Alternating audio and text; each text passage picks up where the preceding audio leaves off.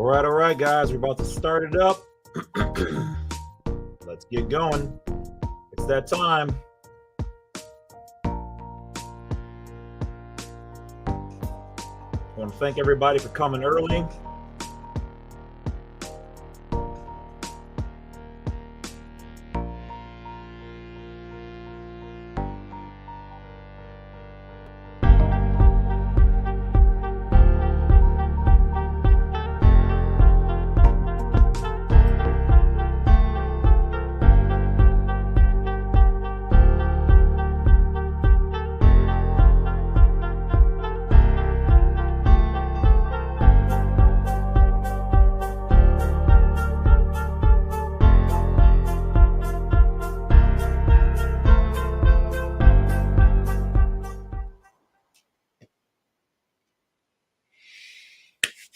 All right. What's going on, everybody? I see all my favorite people are here early. In fact, this is what I'm talking about.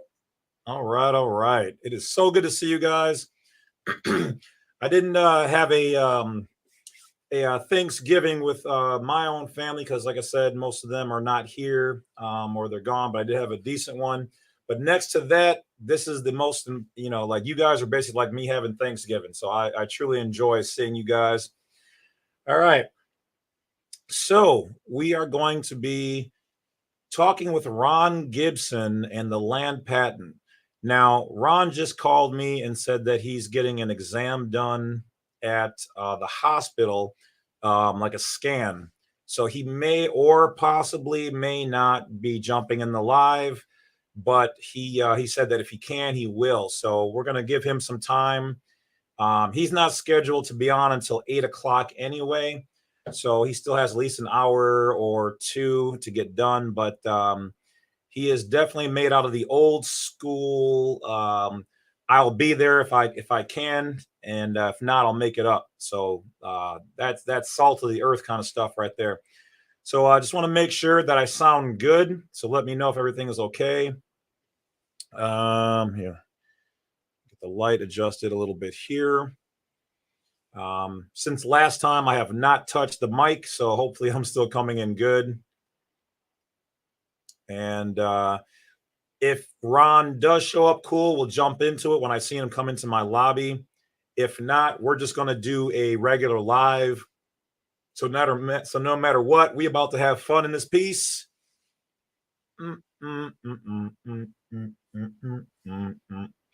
All right. So let's oh, thanks. Okay, I see some people saying I sound good. Awesome. You guys are my eyes and ears out there. So Krista, thank you. Veronica, Homestead, Antonio, Paco, David, Jay Black. I recognize some of these names. All right. I always forget when I see the names. You guys can see them, but I can put them up on the screen. I just always forget. Who polices the police? Yep, I see you, love. Yes, that's right. The problem with that is that that's on internal revenue or the internal affairs, and good cops are supposed to stand up to the bad cops, but they don't because they have a thing called the blue line where they keep all the secrets of each other in there. And then internal affairs is supposed to investigate, but typically they want whoever the good cop is to inform them. But sometimes all of them are so buddy they go, hey, so-and-so is a snitch. You didn't hear that from me. So then the good cops are afraid to even snitch on the bad cops, which means it takes people like us making a report. But then we go down and make a report, and sometimes they don't file it. So yeah, that's why we have to then contact internal affairs or the attorney general or the chief of police and start asking questions and making complaints. We got LL in the house. We got Fred. We got Philly in the house. Jay Black, been waiting a couple weeks. Wood, Billy Bear, Gertra, New York. Okay, Republic of New York. James Williams, Dia. Okay. Happy Thanksgiving to you guys. Happy holidays. Paco, Schaefer's in Ohio. All right, people say I'm sounding good. Okay, cool. RJ says I got Ron's 2 books. Yeah, you're ahead of me. He was supposed to be sending me one, but I think he got sick and then he had to move, and so I never got mine. So I'm gonna square that up. Me and him are gonna square up later. Jags, DWM. Drop 6's YouTube channel. Yeah, it's just A-6_grind time. You can find him on there. That's my boy. Sandy says, nice shirt, James. Thank you. I do clean up every once in a while. Mike says, much love to all. That's fire. Victor Von Doom. Game always recognizes game. What's going on, brother? Appreciate you as always. Dropping that knowledge and that support means a lot. Thank you all for everything you guys do, seen, unseen, known, and unknown. Chris says, Mr. Wolf, thanks for sharing. I've been studying land patents this week. Yeah. Unite. Yes. We are. Matter of fact, we are all united. That's one of the things. That's one of the movements that they're doing to us right now. Is they want everybody to be like, well, I'm an individual. I'm poly. I'm fluid. I'm Democrat. I'm Republican. I'm gay. I'm this. We're all humans. It's nice to appreciate your uniqueness, but don't fall so in love with yourself or a title that you forget we're all still the same family. We should be able to get along even if we disagree. We can agree to disagree. But divided we are conquered. Okay. So keep in mind, Sun Tzu's The Art of War. When a opponent is fighting a superior one, they cause disagreements and contention in the group. By doing that, you cause them to fight amongst themselves. If everybody's fighting, they split up into individuals or 2 separate teams, and then the bigger guy who wasn't that big against all of you come in and swoop it up and look like the heroes, and then rewrites the history and looks like the good guy, to a degree, if you fall for it. But so yeah, don't fall for the hype. Yeah. CT is in the house. What's going on, King? Gonzales from the Ozarks. Okay. Yeah, I got family downs that way. Wonder when his next seminar is. You talking about Ron? I'm not sure, but if he pops on, he will definitely be dropping that knowledge on us.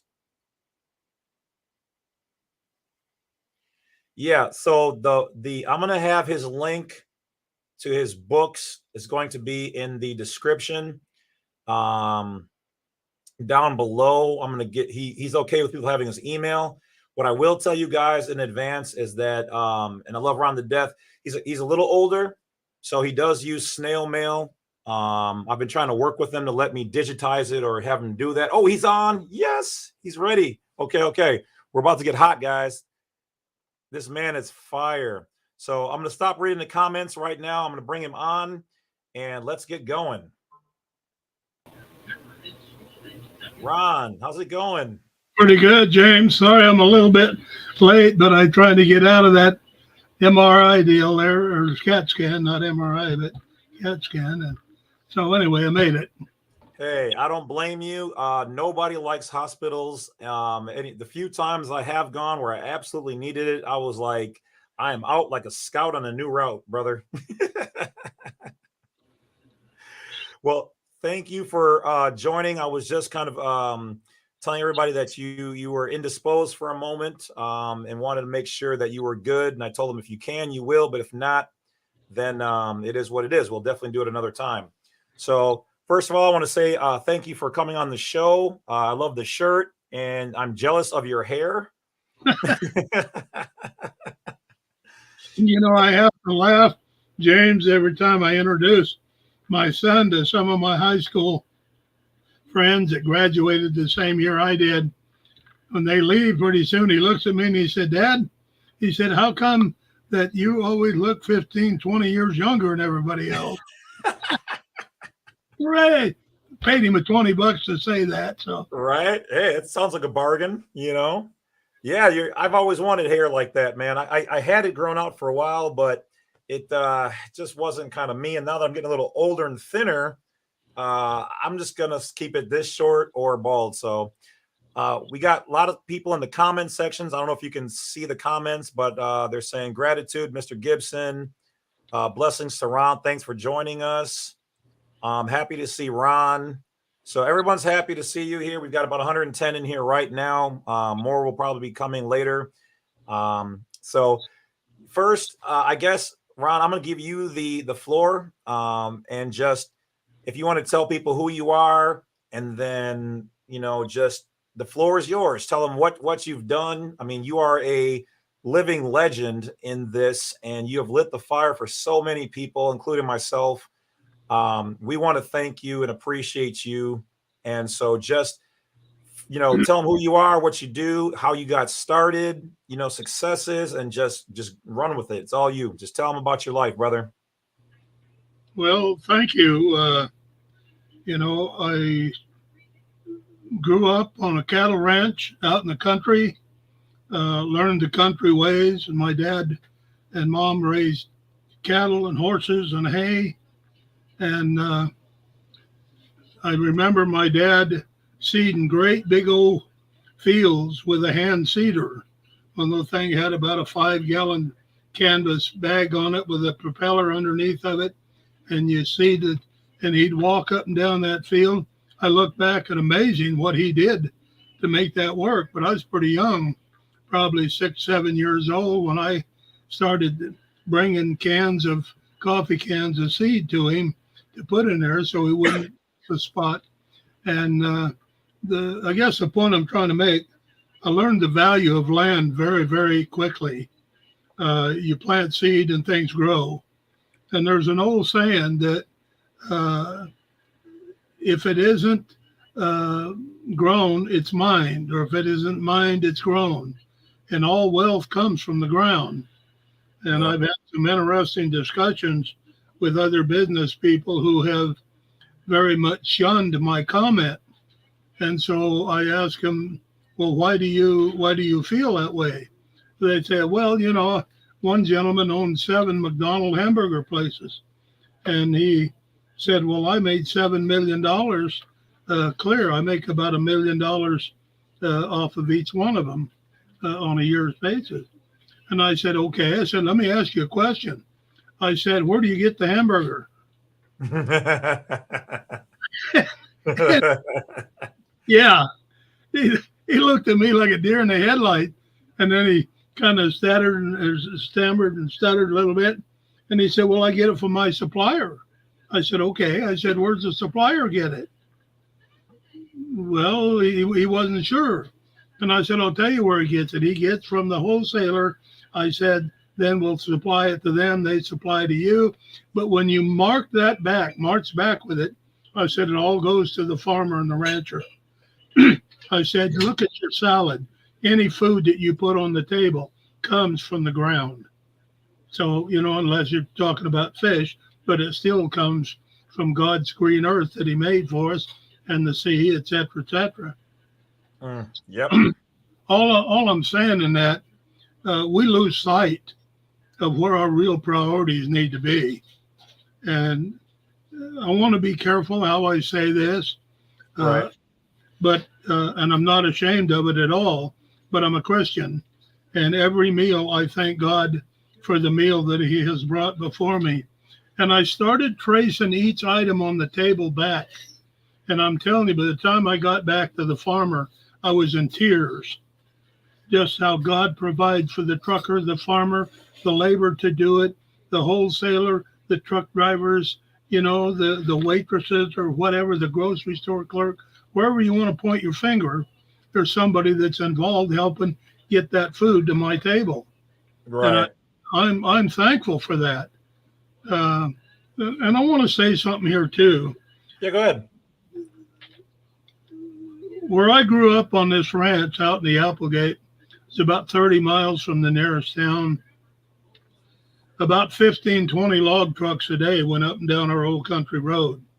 It was just a single lane and a half, if you want to call it that, dusty road, graveled road years ago. And then later on, the county improved the road, and then they paved it, whatever. And there were probably 8 or 10 miners that went up and down our road every day. Okay. And the point I'm trying to make here is that if it isn't mined, it's grown. If it isn't grown, it's mined. And my point is this. You hurt a farmer, you hurt everybody. Last I knew, everybody likes to eat. You hurt a miner, then in essence, you hurt everybody. You just look around your office there, James, and how much stuff comes from a mined product. And there'll be very little that isn't mined or grown that provides a thing. This computer system that we have, all of that comes from a mined product, the fiber optic, the satellites, and on and on and on. And I don't want to make a long discourse out of it, but I want to share another thing with you. Years ago, I've been heavily involved in mining projects, gold mining, precious metal, industrial metals, et cetera, and I rented a video out of the Department of Geology and Mineral Industries here in Oregon. And I played, I played that video, and it was a mining promotional video, but it was called Out of the Rock. Okay. And it skyscrapers, fiber optics, micro technology using silica products and other mine products, et cetera. And then toward the end of the thing, of the film, the narrator asked a very profound question. He said, "What would your life be without mining?" And the camera went up, and this woman's in her kitchen, okay, just to kind of set the stage. And so the camera went up to the clock on the wall, and the clock disappears. The camera then turned to the coffee pot. The coffee pot disappeared. The toaster, the refrigerator, the countertop, the sink, the faucets, and on and on and on, the windows, and on and on and on through this house. It just, everything starts disappearing. And relatively toward the end of it, that woman is standing there with nothing around her.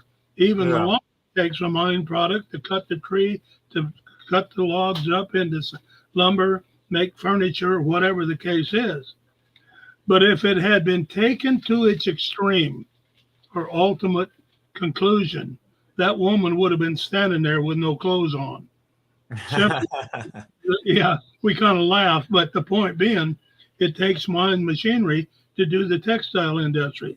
So because you're wearing cloth doesn't mean that mining's not involved in it. So as a result of all of this background, I'm a constitutional lawyer. I am not an attorney. I never wanted to be an attorney. I have no desire to be an attorney. And people say, well, I thought they were one and the same. And I can tell you they are not. An attorney deals in statutes and codes, and lawyers deal in law. That's what I deal with. And I'm proud to be one. So anyway, I got involved after law school. I went to work construction work and mining projects. And I've got a vast background of types of things that I've done. I've invented 2 environmental cleanup products there that do a miraculous job. But the point being that as a result of that, people kept saying, Ron, you need to write a book, because I did a lot of study in land titles and right-of-ways and mineral rights and all of that stuff. And I don't smoke, I don't chew, I don't drink, I don't go with the girls that do, but I study. And, when I was in the Marine Corps, people after we get liberty to go into town or whatever, I didn't go to the bars. I didn't do any of that. I either went to the gym and was pumping weights, or I was going to the law library and studying elements of law, in particular patents. And for those of you folks that don't know, land patents are the only true title to land that we have in our nation of laws. Your warranty deed that you got when you bought your property is not a title. It's what we define in law as a color of title, which simply means there's a title somewhere, and the only place that is this thing called a land patent. And so as I began to formulate stacks and stacks of documents pertaining to case law, et cetera, then I turned around and I wrote a couple of books. And James, if I may show, this is one of the books. Oh, yeah, definitely. That I have written. Is called What You Need to Know About Land Patents. And it's very in-depth. To my knowledge, it's the most in-depth publication of land and case law that's ever been published. The other book that I wrote had to do with, the title is called You're Not a Slave. Okay? And this book has to do with the research that I've done, and I prove that you're not obligated to pay property tax. So for those of you that may be interested in that, we'll give you my contact information, or you can get a hold of James, and I don't want to burden him down with it, but he's been a very, very prince of promoting my books, and I appreciate him so. And you folks need to support him too, because he's out there doing work for you, and I thank God for him. But anyway, in writing the book, then somebody said, well, Ron, you need to do a seminar to where people can come. And so I was asked by a firm in Michigan of which to participate in a patent seminar, along with, there were other presenters there in Austin, Texas, probably 4 or 5 years ago, whatever it's been, on the thing. And that just exploded from that point on. And I do seminars all over the United States. I sell, since the first of the year, I've probably sold roughly 12,000 books. Wow. And I never imagined that this thing would take off like it has done. And a lot of that promotion things come from you, James. And again, I thank you from the bottom of my heart. But my goal is not the money, folks. My goal is to get this book or these books in your hands so that you will further understand about patent. Very few people know anything about a land patent. And a land patent comes from the Constitution. And you can find it under Article 4, Section 3, Clause 2. 432, okay? And we call it the land disposal section of the Constitution. And it says in there that Congress has the authority to dispose of the unappropriated public lands. And so anyway, to make a long story short, in doing so, the United States enacted an act that created the General Land Office. The General Land Office was getting broad and total discretion about the rules and regulations of what it took to apply for a patent. And another thing along that line that I want to mention, there's very much of a misconception in our country that especially out west of the Mississippi, that all of the unappropriated lands, in other words, lands that have not been disposed of through patent or whatever, that land does not belong to the United States. We call them the national forests, we call it the BLM, we call it wilderness areas, and all of that terminology, monument areas, et cetera. All of those enactments are unconstitutional. I'm going to say that again. Every one of those enactments that created these wilderness areas and all of these monument areas and all these wildlife habitats that have been set aside. If you look on the Wilderness Act on the very first page, it says that if the land proposed for wilderness is more subject to the development of its mineral, then it cannot be converted over to a wilderness area or a setback or a reservation. There are all kinds of things they've done. And I can tell you from an element of law, none of them are, because those lands, well, let me back up just a moment. When the United States acquired the lands that now make up the entire United States, they either did it by conquest, in other words, fighting an enemy for it, and the only one that we had there was primarily the Indians. I'm Yaqui Indian. I have a great deal of background in that subject matter. And we traded for part of the lands.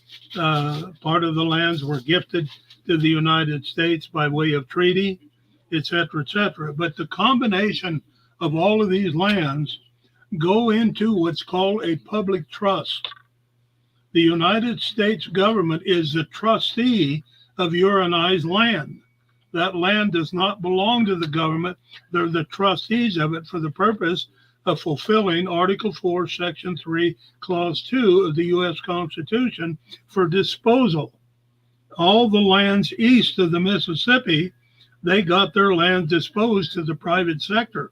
It's only from the Mississippi west that they scotched on, pardon me, on their fiduciary duty, of which that they are to relinquish all that land by way of patent to you and I, the individual. They did not do that.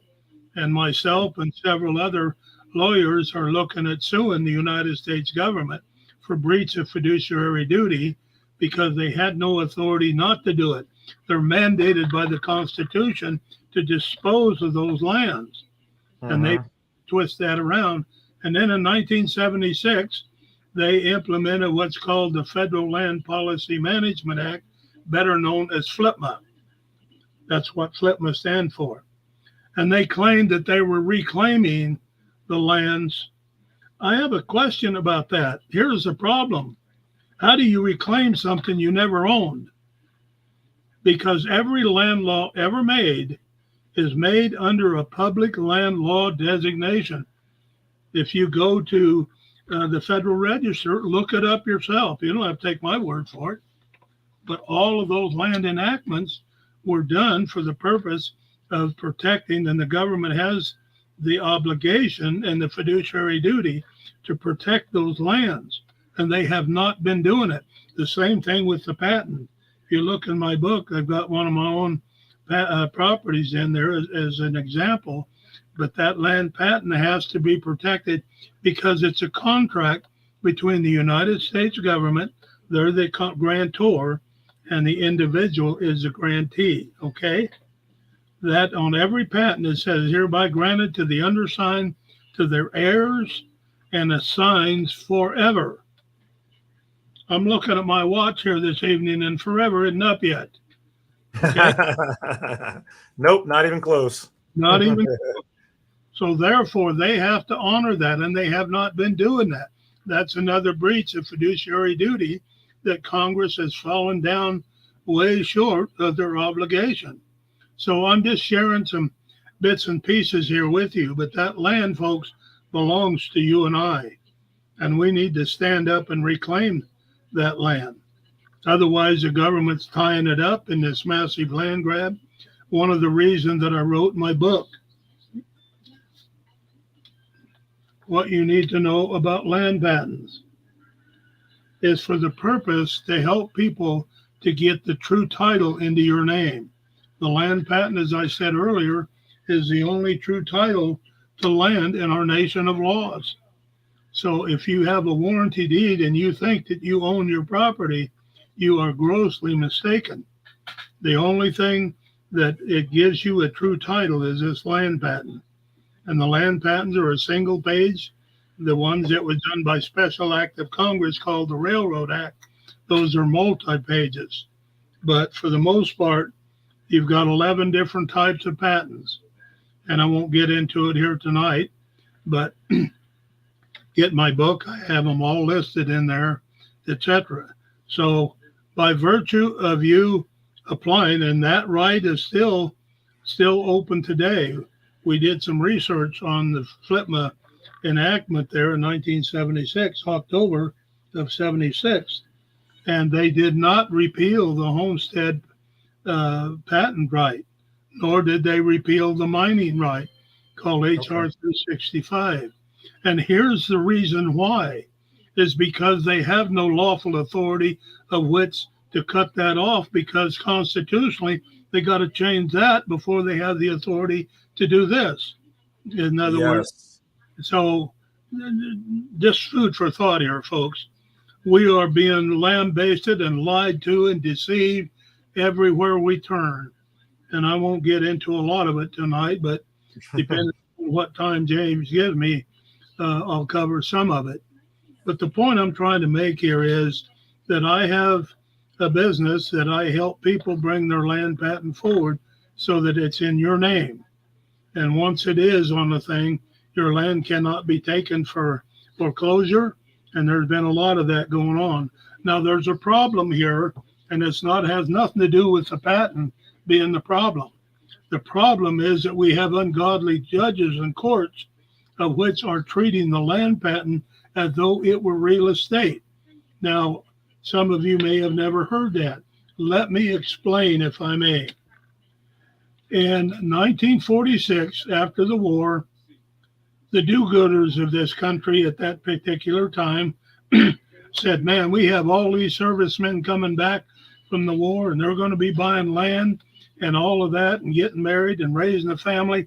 We got to get control of it, like all greedy bastards do. So, excuse my French, but that's what they are. You're good. They're criminals. They're absolute criminals. And so as a result of that, they enacted what's called the Administrative Procedures Act. Now, I don't know how many of you have heard that, but that's what we're under here today. It's not lawful. It has no lawful standing at all. But here's what it did, folks, so that you know. When they enacted that, Congress, they had no constitutional authority to do that. But they pushed the Constitution off the table. And then they pushed common law off the table and claimed now this corporation is now declared as a government. You and I didn't institute. The Constitution says we the people. Yep. We're the form. I did an illustration in my law office here last spring.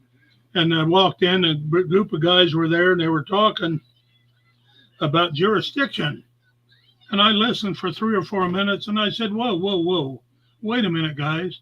I said, you're going down the wrong trail. So they had a big whiteboard in behind one of the guys' desks, and I walked up, and I took the pen, and I said, here's a chain of command. I said, never forget this.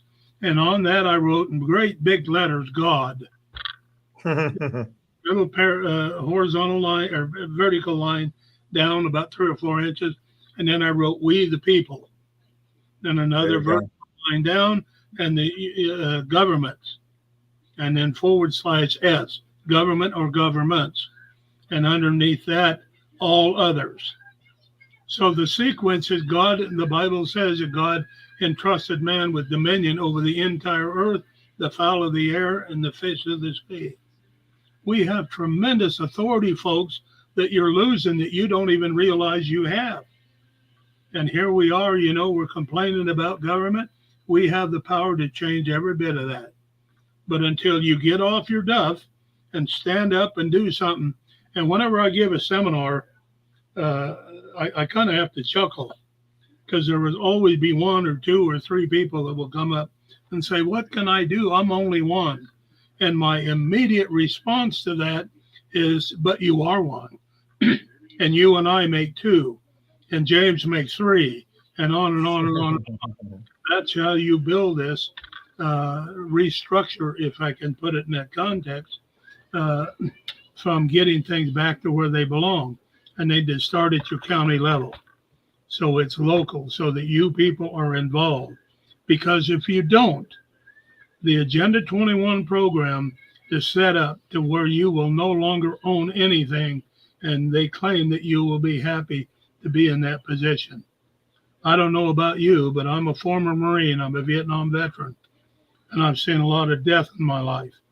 Thank you, brother. Thank you, sir. I am never, as long as I have breath, going to yield to somebody to take away our rights and our freedom. I will bend that to my dying breath. And I'm serious as polio about that. And I'm just saying that there are those who will follow and join me. And there are three types of people, folks, that I've learned in this world. Number one is those who make things happen. Number two are those who watch things happen. And number three are those who look around one day and wonder what happened. So here we are. We've got the three types of people. But we need to start joining together so that we start making an effect and note them. And the same thing with the property tax. There's no provision in law at all for you to pay property tax on your privately owned property.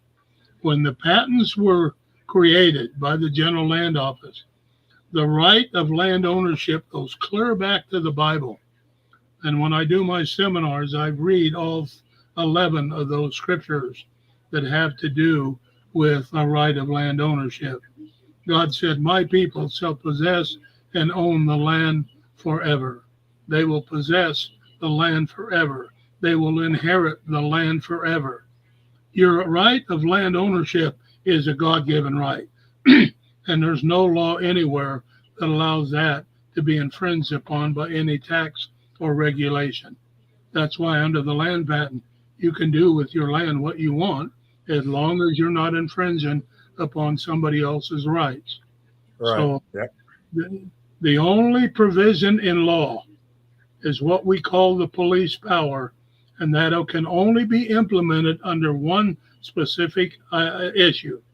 That is what you're doing with or on your land is a direct threat. Listen to the words. Has to be a direct and evident threat to the public health, safety, and welfare. Other than that, code enforcements have no authority. And they're out there writing citations and they're giving people tickets or summons in the court. You just have to know your basic law. And you don't have to be a constitutional lawyer to do that. Boy, this internet provides millions and millions of pieces of information. Go there and turn that 6 o'clock news off for a little while. It's amazing what you will learn. Right. But unless you learn to protect your land and your property, it's going to be difficult to get somebody else to do it for you. James, you had a comment. Go ahead. Oh, I just wanted, well, first of all, I wanted to thank you for your service. I want to thank you for learning this knowledge once again. I know I said it. Thank you for, just being here. If at any point in time you want to take a 5 or 10-minute break, feel free. Like I said, an hour, 2 hours, I mean, even 3, I'm down. I want to learn. I want to listen.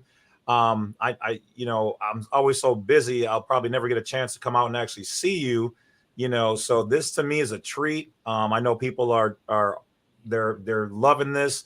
Otto had said, thank you guys. This is going to be epic. 2 pioneers. I don't know if I'm a pioneer, more so you.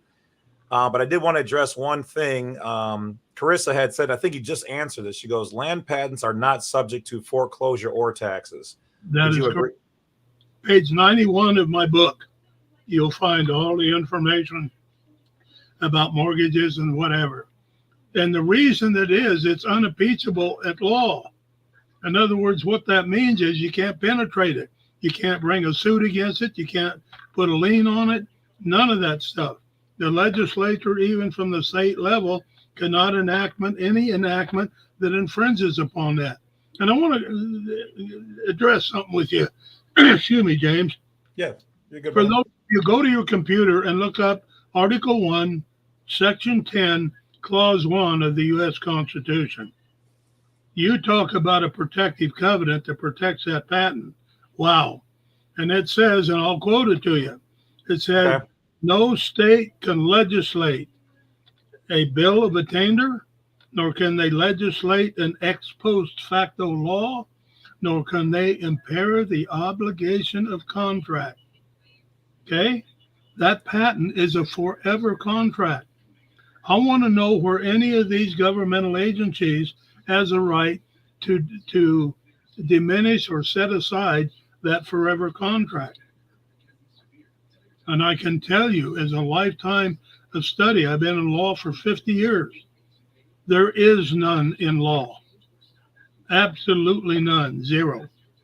Hey, Ron, real quick. Ralph Riley says to tell you hi. Tell him hello for me. I think you just did. But please, by all means, go on. Like I said, we can jump in and out of things as long as you're okay with it. No, I'm fine with it. Not a problem.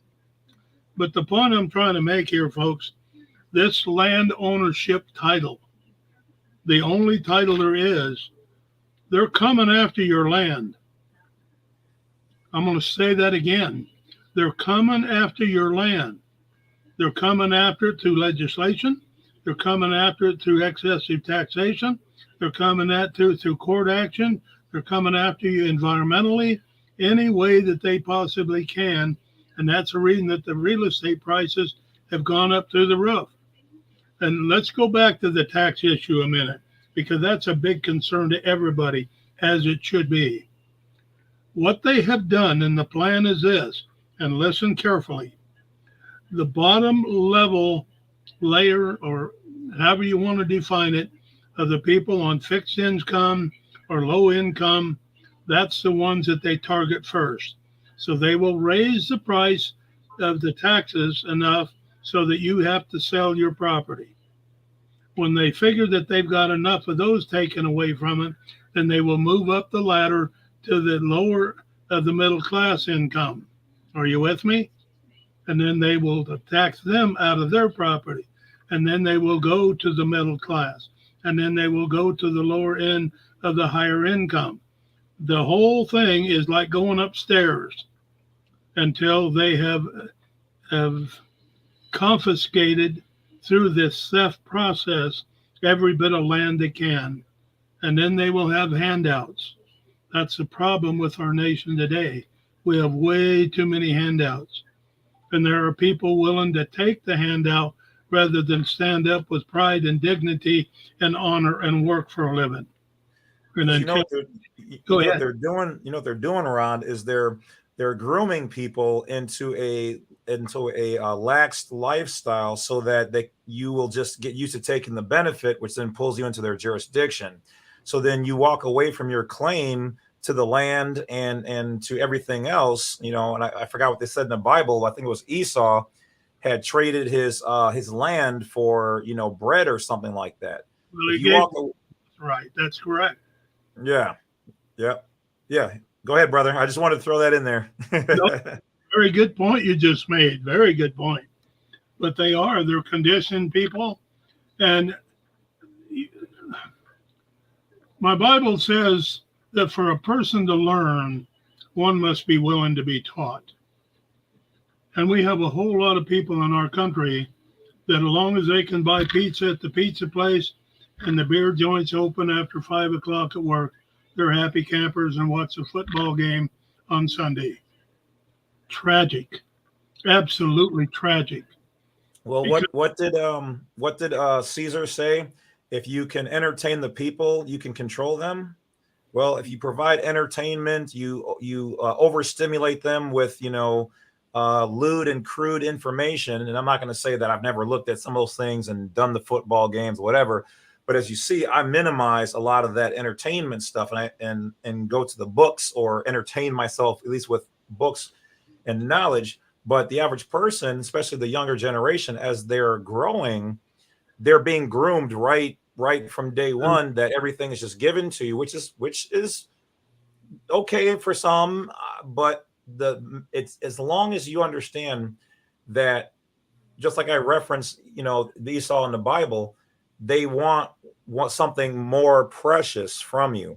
Anytime somebody is giving you something, that's because they're trying to take something more precious from you. That is correct. That's correct. So, but anyway, folks, I'm just trying to give you some insight as to what they're trying to do to you and are doing to us. And it's going to continue, and it's going to get worse unless you and I stand up. So you have a choice here. God gave us a free and sovereign free will. The question is, how do we use that? Are we going to do things to make things better? Or are we going to be bitter about things that don't go our way? Are we going to use an obstacle as a stepping stone or a stumbling block? And it's not that's the problem. It's how we identify and treat that particular situation. I remember as a young man, I just started my own construction company, and we were at church one Sunday, and I had a lot going on, a lot of pressure on me. And we walked out of the church, and ahead of me was what I call my spiritual mentor. Boy, this guy was sharp on that Bible and lived every bit of it. And I'm about 4 or 5 steps behind him. And he listened to me. We're walking out toward the car. And pretty soon he just stopped and he spun around. And he said, Ron, he said, let me tell you something. He said, life consists of 10% of the things that happen to you and 90% how you react to it. Man, that hit me like a sledgehammer. I can bitch and complain and groan, and everything else doesn't fix a thing. And it doesn't fix anything for you folks either. Do something about it. Look for the positive side. I've learned every situation is a learning opportunity. We either get or we get bitter. So, hey, Ron. Yeah, sorry. So Miss Arule, I'm not sure how you pronounce it, so sorry for that. She said Texas seems different to get a land patent, and then another person commented that he's got your book, but he didn't specifically mention Texas. So is anything that's different about that, or is there a better way to operate, or what do you have to say? What's your thoughts on that, brother? Oh, Texas is the same. The only thing that the patents are issued by the Texas General Land Office rather than from the United States General Land Office. I do all kinds of bringing patents forward for people in Texas. See, Texas never relinquished their land when they won the war against Mexico. It's why it's called the Lone Star State. So, but Texas still has a General Land Office to this very day, located in Austin, Texas. I deal with them a lot. Okay. All right. That's good to know. Yeah.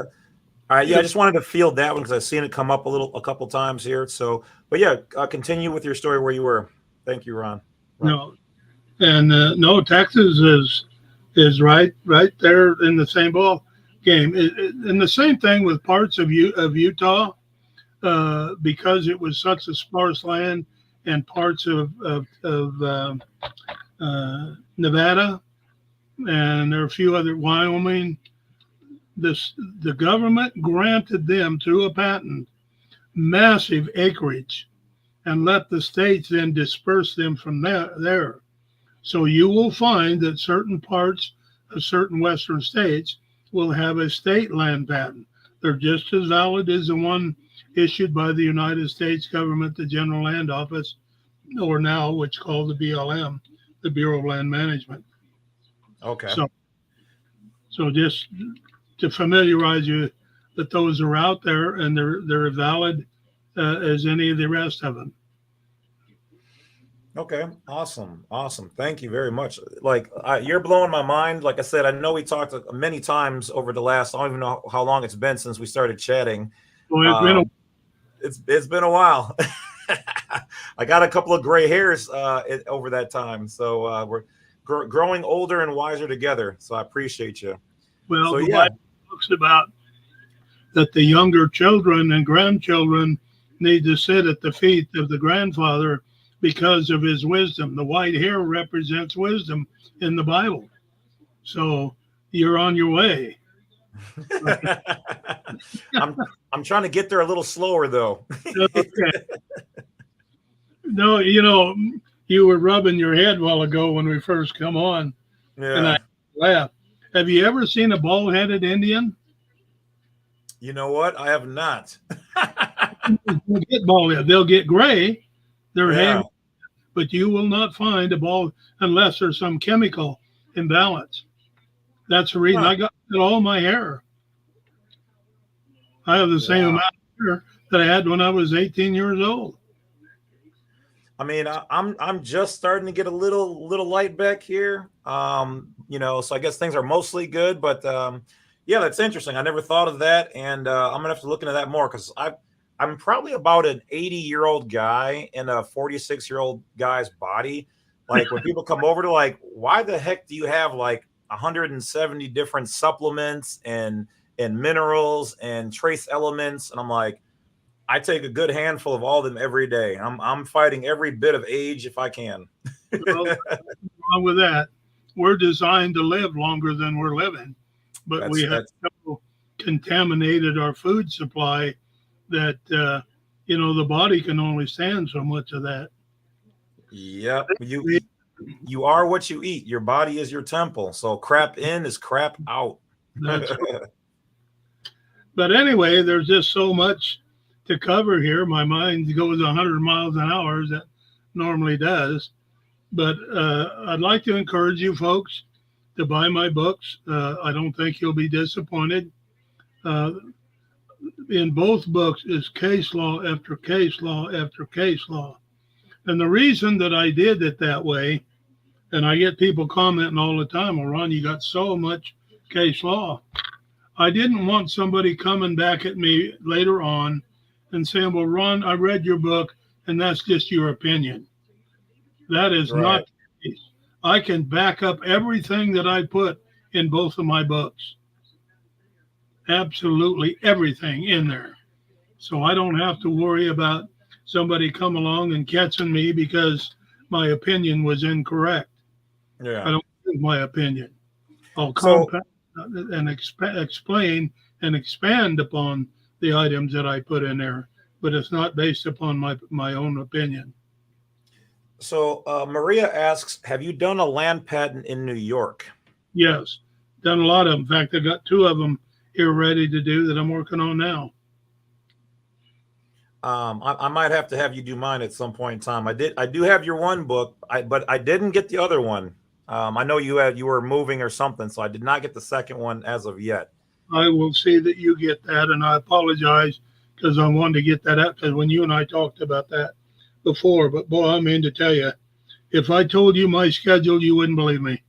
I mean, I can only imagine. I know what mine is, so I can only imagine what yours is, and that's why I was so excited. Like, I'm really excited, but I am, and it rarely happens. I'm impressed, and that's rarely happens because when you know it, you've seen so much, So thank you once again.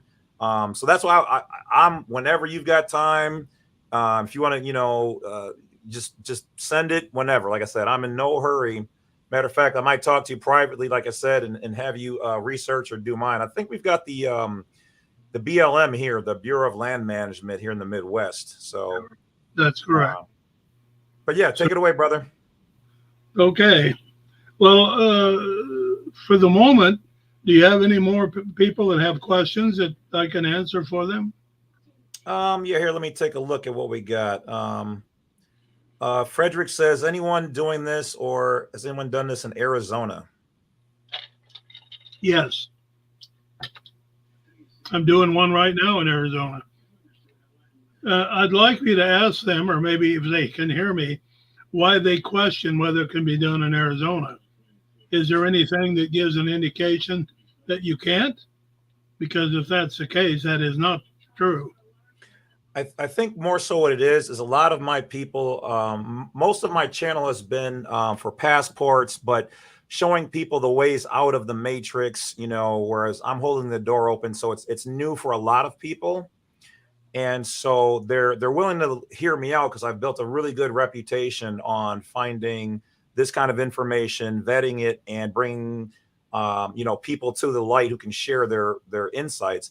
So they're probably just like, not used to it, or when in their area, and how these people are, they will, misdirect, mislead, and anything to throw you off the game. Because, like me and you, we can go into our situations and we can smash them in court. We can smash them, across the board in these things. We've done it. I even had a judge ask me if I was a lawyer and ask me if I would join their side, so I know you've got a cajillion more stories of the same kind of stuff. So I think for them, their kung fu is not good enough, and they're listening to people who are like, well, yeah, you can't really do that, because I've had people tell me, oh, you can't file that, or you can't do this, and then I come right back with either case law or this, that, and the other, and then all of a sudden they're like, oh, well, I guess I just didn't know, because they are going to put up that little bluff, that little wall. And if you come at them as a U.S. citizen, which I always like to tell people, you've switched from being their boss to being their janitor, they're going to treat you like a janitor, you know? Correct. So I know a lot of people are asking where they can get the books from and how to contact you. So I'm going to have links in the description. But if you are open to, I know most people use your email. Do you feel comfortable with the email like that, or how do you want it? We can do that later. Or I can just put it in the description. Yeah, we'll do that toward the end of the program. Okay. Okay. So everybody, you got to stay around and support. Ron will be dropping his info on how to contact him. We're going to set it up so that you guys get the appropriate rate. We're going to use the code Badwolf when you contact him. So he knows that it's from this particular live. And he's also going to share any of his upcoming events, seminars, dates, anything like that. So just hang tight. As always, the Bad Wolf delivers. And I'm going to let Ron have the floor and just bring the good stuff. Bring the fire. Just go at it. Go nuts, Ron. Whatever you want to do. It's the Ron Gibson takeover show right now. I'm just going to sit back like I'm in the audience. If I may, I want to read something to you toward the back of my You're Not a Slave book. I think you'll find this quite interesting. And what I did here, a little bit unorthodox, but I asked the question and then I answer my own question, okay? Because I'm trying to drive home the very fact that there's nothing that can penetrate these patents. All right, and it's on page 72 of my You're Not a Slave book. But just before that, I want to read you something. This is found in Corpus Juris Secundum. That is the original law that our country started out with.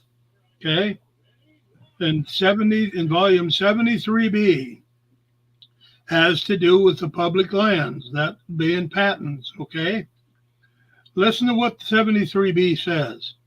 Neither party, that is the grantor, that being the United States government, or a state who issues a patent, can change anything as on the patent grant contract. There again, it states the contract in that particular body of law. Neither add nor distract once that the contract is executed. That is why the word forever is contained in every land patent. Did you catch that? Once that land patent is issued, if I can use the term, it's in stone. And it comes from the Constitution. That's why no state legislative body, even the federal government, can. This applies to the very agency that issued the patent because it's a forever contract. The President of the United States signs that patent, and when he signs that, and you record that, man, oh man, I'm telling you folks, and I tell people, and I'm going to share it with you, the three main most important documents in our nation is our Bible, number 2 is our Constitution, and number 3 is our land patent. You show me anything that has more value and more insight and more wisdom and more protective covenants than those 3 documents I just mentioned. Well, I mean to tell you, if you don't know that, folks, then I want to put shame on you. You better go get your nose in the book and start reading because it's there. But anyway, to get on to the point. Now listen to this carefully. I'll try not to go too fast because I want you to digest this. If nothing in the patent can be changed by either party, comma, and they cannot, see, I answered my own question there. If all land patents are allodial titles, and that's something that I didn't get into, and I will in a little bit, comma, and they are, if land patents stand forever, that's called in perpetuity, and they do, if an allodial title is owing to no one, and it is not, if all land patents are in perpetuity, continuing forever, comma, and they are, if in law the land patent cannot be collaterally attacked comma, and they cannot if all land patents, are protected by treaty law and the supremacy clause, and comma, and they are, if land patent creates an estoppel against any and all municipal corporation, city, county, state, federal, comma, and it does, if the county has the power to tax private property, it would also have the power to destroy private property. A county has no such power. If a county can foreclose on private property by way of a tax lien, that violates due process. It also violates Title 42, Section 1983. It violates Title 43, Section 57 and 83, and I'll tell you what those are in a moment, and comma, and it does. It also violates the intent of Congress, which is mandated by the constitutional mandate to dispose of all said lands and by way of an allodial title, that being the land patent, comma, and it does. It also violates the vested rights that go along with the patent or that are in law, and they are attached to the land patent forever, comma, and it does. So on what basis does the county or the state have to tax your private property? The answer is none. That's why on every land patent it says hereby granted to the undersigned, to their heirs and assigned forever. And forever is not up yet. So there you go. All right. I got a question or two for you, Ron. Go ahead. Rima says, I tried to call the BLM to give them my meets and bounds, but I couldn't get in touch with anybody. When I finally do contact someone, do I give them the meets and bounds for them to give me the certified copy of the land patent? Yes, you do. Now, one thing I want to clarify about that, very, very good question. The meets and bounds has to consist of the following, and that is the township, the range, the section, and where you're located within that section. If you do not give the BLM all four of those elements, they don't know which land patent to give you to send back, because potentially there are 16 land patents that can be issued in a section. Section's a square mile, or there might be as little as 2 for township, or for a married couple, they get 320 acres, and for an individual, they get 160. Okay, you said township, range, section, and what else, Ron? And where you're located within that section. Now, the easiest way to get those is to contact your county surveyor and ask him for his help. Okay. Be very cordial about it, but they deal with that all the time. And he can help you to determine what your township, what your range is, what your section, and where you're located. Now, in doing so, you'll have to give him your address. That way he can pinpoint what part of the section you're at. And some of your documents, if they're old enough, will have the information about on your warranty deed located in the southwest quarter, the northeast quarter of the southwest quarter. That's really kind of what we're looking for. Okay. Or some similar, that's just an example. Yeah. So another question came in from Art, who said, can you help with land patents in Canada? Yes, I'm doing one right now. All right. I didn't know. I wouldn't even have thought to ask that. I was like, it's probably, something, but okay, that's good to know. So I know you're usually pretty busy with doing these, and I know you don't do them for everybody, hence why the books are available for that. So is that a correct assumption? Because I know you probably have an infinite amount coming in if I say you did. Well, yes, I do, but I would prefer that. And the reason that I say that, folks, the legal documents and also the other items that are needed, this is a legal document and it needs to be done correctly. And if they're not, you can get in trouble. And I'm going to give you an example. And I'm not saying everybody is dumb and that they don't know how to do it. That's not what I'm saying. But I had a lady about 7, 8 years ago decided that she was going to do it her way.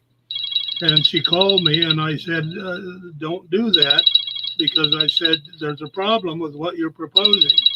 So she decided that she was going to do it anyway. And so she did. And I heard a couple years later that she got arrested and sentenced to court, and she got 7 years in prison. So I don't know whether she served that or not. I don't know. Hang on a second, folks. Yeah, go ahead. Okay, I'm back. Sorry about that. It's all good. But let me do those for you, because I think it's important that they are done right, because there's a great deal at stake. And I have a land patent seminar coming up here on the 20th in Colorado City, Arizona. It'll be on the 20th, I think. Let me check my calendar. Yeah, throw out a couple of places where you're going to be so people can come see you, or get the deeper information. I know we're going to cover some, but obviously, we're not going to cover every aspect of it. We wouldn't have the time, and that's your confidential material. That's hence, why you do what you do. But I just wanted to kind of get people awake and aware, because, as I am to the passports and the court stuff and whatever else, so are you to, the land patent process and about not being a slave. So we want to get people's feet wet. We want to bring them in on the easy side so that we can spread this information and then have people move a little bit farther. So don't worry, people. We will be giving you guys links to how to get a hold of him to get his books. He's got a lot of orders. He does this, with a little bit of help. So it's going to come in regular mail. It's going to take a little bit of time, so you have to be patient. And but trust me, the information is fire. So Ron, I'm definitely, if I didn't say it before, going to have you do mine. So please set aside some time whenever. Please and thank you. You bet. All right. Yeah, either I can go through a couple more questions, or you can just go for it. Yeah, we can do a couple more questions if you got somebody who got some questions. Yeah, I think somebody mentioned something about an adverse possession. Do you know anything about that? I know quite a bit about adverse possession. Okay, all right. Do you want to give maybe a basic example of what that is for people who don't know? Well, an adverse possession is a claim for property that has been abandoned. So there are certain things that you have to do, and it depends upon what the record shows about that property, etc. And that also can affect mining property as well as homestead properties as well. So, but it's I don't want to say too much more about it at this point. Yeah, you're good. You're good. I know some of that's considered private and proprietary. So, well, without seeing the documents, I don't want to mislead anybody. That's my point.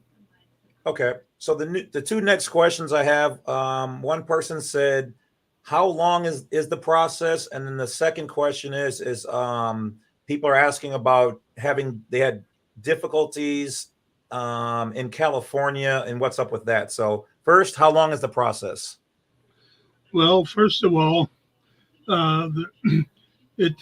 whatever time that it takes to get the assemble of the basic information, the three main things that are needed before I get involved in it is the fact that we need the 2 copies of the original land patent, need the summary of a chain of title. And in fact, let me show you what a summary. I'm not talking about an abstract. Boy, don't ever put together an abstract unless you're going to use it for material to draw from for your summary. Hang on a second, and I'll show you. Oh, okay. This is what a summary should look like.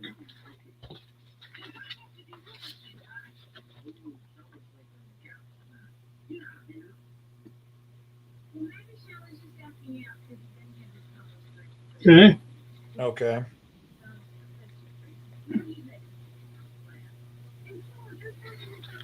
And it's real simple. If you get an abstract of title, it has all of the paperwork with each and every land transaction. And I'll explain to you why that doesn't work. What is required in law, if you're going to bring your land patent forward, you have to present certain documents that are a matter of record. The land patent is a matter of record. Your chain of title is a matter of record.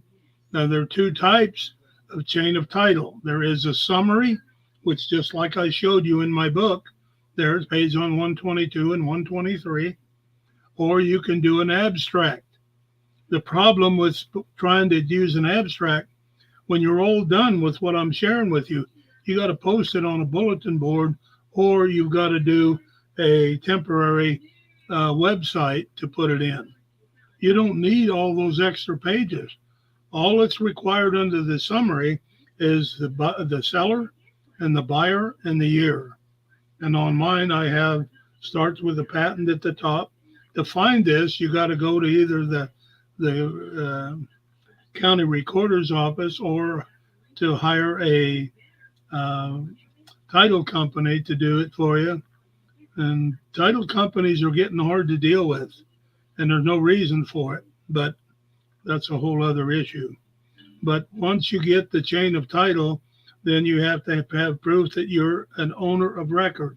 That's shown by your warranty deed. Then when those three items are made available, then I put all the legal documents and stuff together in what I call a land patent sandwich, for the sake of a better term. Okay. Like making a sandwich, put the bread down, the meat, the lettuce, the cheese, the pickle, da-da. So tell us a little bit about California. Is it basically the same process? People seem like they're having a harder time trying to either find the info or something. Well, the only difference in California is getting them recorded. But again, I want to go to my book. The California has made the decision that they're not going to record those. And they've been telling people that it's unlawful to do it, and we're going to sue you, and let them try. Stupid. You know what's so idiotic about that mentality from the California legislature and the courts and the recorder's office? The recorder's office is the lawful custodian of all land records. The original patent had to go to the recorder to be recorded when the government issued the patent. They had to enter that in. This is the same thing, only it's in your name. They're trying to claim that they don't have any authority to do it, that it's not within the California statutes. I can tell you it is within the California statute. In Oregon, it's ORS 93.560 and 93.680. I would think that it would supersede their statutes, because anywhere where the statutes conflict with the Constitution, they're null and void. So even if they did write something like that, you take them to federal court and you sue them, for violations of your rights under deprivation of law and color of law. Yeah, that's Title 18, Section 242. Yep. It's called deprivation of rights under color of law. On page 127 in my book, I want to read you a couple things. It says, the record of any such patent, judgment, approved list of deeds recorded, or transcript thereof certified by the county clerk, or in whose office it is recorded, may be read in evidence in any court in this state, and with like effect of the original document. That's like Title 43, Section 57 and 83. Okay. Said that any person can bring a certified copy of the land patent into any court in all courts in the United States. And the courts must, excuse me, must take judicial notice as though it were the original land patent. In other words, they are mandated by federal law under Title 43 that they have to accept that in the court as evidence that you own that property by way of title. That's the land patent. Are you with me? Yeah. Okay. Failure to do so will result in further charges under the Tweel and Carmaine doctrines. Tweel and Carmaine are two court cases that address this very issue of recordation. It is required by law that it be recorded. If they do not, there is, and under Title 18, USC, stands for United States Code, Section 2071, that it's a federal crime not to record. Are you with me? Yes, sir. Crime not to record. So I tell people, take your book when you get your patent thing back from me, and then take it in, and you take your book with you, and you open it to page 127, you say, I think you better read this. Because if you don't, then in essence, I'm going to turn it over to the U.S. Attorney General's office for prosecution, because now you violated in a federal crime. You just violated. Ooh. Okay? Yep. Now, here's the other icing on the cake. Under Badwolf versus Morton Rubber Company Industries, it's a 1990 case. It says an instrument is deemed to be filed at the time that it is delivered to the clerk, regardless of whether the instrument is file marked or not. Okay? Now let's get back to California. In California, if they don't want to record it, you always take a witness when you go into these government institutions.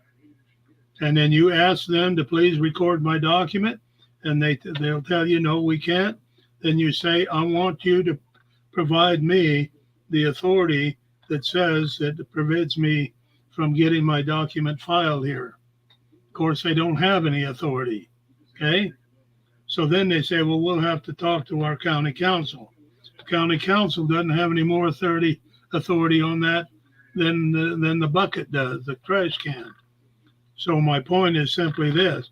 If it's a stone wall, then what you do is you take your patent document, your sandwich, and you lay it on the counter, and the two of you walk out.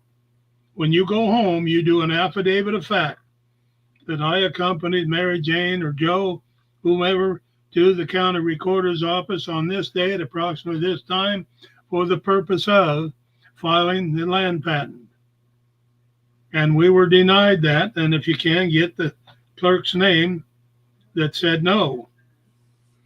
And then what you do is you get that notarized, and then you send a certified copy of that, a notarized copy, back to the county clerk. And people say, well, they're just going to throw it in the trash. Well, they may, but that's a federal crime under, I'm trying to think of the statute there, under the federal statute. To throw away that document's a federal crime, up to 10 years in prison. Okay? But what you're doing here, folks, is you're building your war chest. You're arming yourself that now they have been put on notice. That's the purpose for sending it. Certified mail, return receipt requested. Somebody's got to sign for that. That proves that they got it. Then they can't say, and I've had people go in without doing that, and then they just say, well, gee whiz, they told me no, so I went home on the thing. And I said, did you leave it on the counter? Because I tell everybody to do this, not just some people, everybody. If they won't take it, then you leave it on the counter. You do an affidavit of fact. So, but there are other states that are trying that stunt as well. I'm going to tell you a little story, if I may. Yeah. Right here in my own town where I live. I taught at the college here for a while, teaching land law. And as a result of that, a number of the students wanted to bring their land patents forward. So I helped them do it. I had them do the most of it so that they would understand what it's about and how to do it. And I got a call one day and they said, we got all of our land patents ready. And there were 5 couples, 10 people, 5 couples, husband and wife. They said, we're ready to file it. So they said they went to the county recorder's office and the county recorder refused. And I said, really? And they said, yeah. And I said, this was on a Friday. I said, Monday morning, I want you to meet me at the county recorder's office at 8:45. They opened up at 9. And I said, I'll go in with you and we'll see if we can't get this taken care of. So 9 o'clock, they opened the door, we went in, and a lady came to the counter and I said, ma'am, I said, I'd like to see Art Harvey. And she said, well, he's busy. I said, and I leaned over the counter and I said, ma'am, I said, I don't think you understand. I want to see Mr. Harvey. I want to talk to him. And she pulled back from me and looked at me as though I was serious, and I was. So the back offices are solid from the floor to 4 feet high, and all the rest of them are glass. So I could see her go back, and she went in his office and is telling him there's a guy out here. So he turns around and he looks back there, and we're all standing, 11 of us there at the counter. And so anyway, he shook his head and he got up, came forward to the counter, and he got about 5 or 6 feet away from it. And he said, how can I help you? The real sarcastic manner. And I said, well, Mr. Harvey, I said, it's my understanding that last Friday, these folks all came in to have your office to certify their land patent. And he said, that's correct. And I said, why did you do that? He said, well, there's no provision in Oregon statute to do it. And I said, really? I said, well, can I read you something? So I had my book. I opened my book and I read to him ORS, Oregon Revised Statute 93.680. I said, that says that all patents have to be recorded in the county recorder's office. And he looked at me and he looked back at my book. And I said, Mr. Harvey, he said, let me put it to you as plain as I can. I said, in my book here, you're free to read it. I slid it across the counter to him. I said, it says that if you don't record this document, you've committed a federal crime. And I want you to know and to hear it from me, if you do not do these land patents for these folks, that I will be back no later than 2 days, and I will summons you to federal court on a criminal complaint. So I said, I don't want to do that, but if that's the game you want to play, I'm prepared to play that game with you. And he backed up and he said, well, he said, I didn't know that. And I said, but Mr. Harvey, you have an obligation to know. Right. You county recorder. What you're telling me is that you're breach of your duty, your fiduciary duty, and you act like that is okay. I said, these are federal land patents that are issued. You don't have the authority to say no in any part of it. And besides that, your office is a custodian of all land records, are they not? And then it hit him. Yeah. And he turned to the girl right then. He said, record their documents, turned around and walked away. Folks, that's what I mean by knowing a little bit about where you stand with stuff. You don't have to know it all. It's not necessary. But I'll tell you, I want to tell you another story. Hope you don't mind me telling my story. Nope, you're good. Let's hear it. I'm the chairman of the largest mining district in the United States, called Jefferson Mining District. We encompass 4 states, about 12, 13,000 members. The county sheriff and his deputies were writing miners citations for mining in the streams, of which they have an enactment by Congress to do that. It's called the Placer Claim of 1870. And so I knew one of the county commissioners, and I set up a meeting with her, and I went and talked to her, and I said, would you set up a meeting with the other county commissioners for me? So I told her what it was about, and she said, sure. So on the day of our meeting, there was probably 15, 18 of us that showed up, and she came out of the courthouse there to meet us. And there are 2 sets of steps that go up. And so we thanked her for making the meeting available, etc. She said, I'll lead you into the meeting. And we just started up the stairs, and the lady commissioner turned around, put her hand right on the upper part of my chest like this, and said, I need to tell you guys something. And I thought, what is this? I mean, all the wheels of mine start going around and around and around. Yeah. And she said, and she's still holding her hand just below my throat on my upper part of my chest. And she turned around and pointed from one end of that courthouse to the other. And she said, I want you guys to know that everybody in that courtroom, in that courthouse, is scared to death of you minors. And I said, what? And she said, that's a fact. And I said, why? She says, because they all know that you minors know the law. I've taught mining law for about 27 years. So all of these people with me were the students of mine that were being affected in one way or the other by this unlawful trespass of the sheriff's department. So all I'm saying to you is that when you know a little bit, that's all it takes. Anytime that, and I want to talk about jurisdiction a moment, anytime that you want to challenge jurisdiction, and my law professor drilled that in our head over and over and over and over for 4 years. He said, always challenge jurisdiction. And early on, we said, well, why? And he said, because in 99% of the time, they do not have the authority to do or tell you not to do of what they're telling you. And he said, when you challenge it, you tell them that you demand they put it in writing. The authority, that it has validity. If it has to be signed, you say you want somebody to sign it that has the authority to sign that document. Tell us we can't do it. And I have found that it's worked every time. Every time.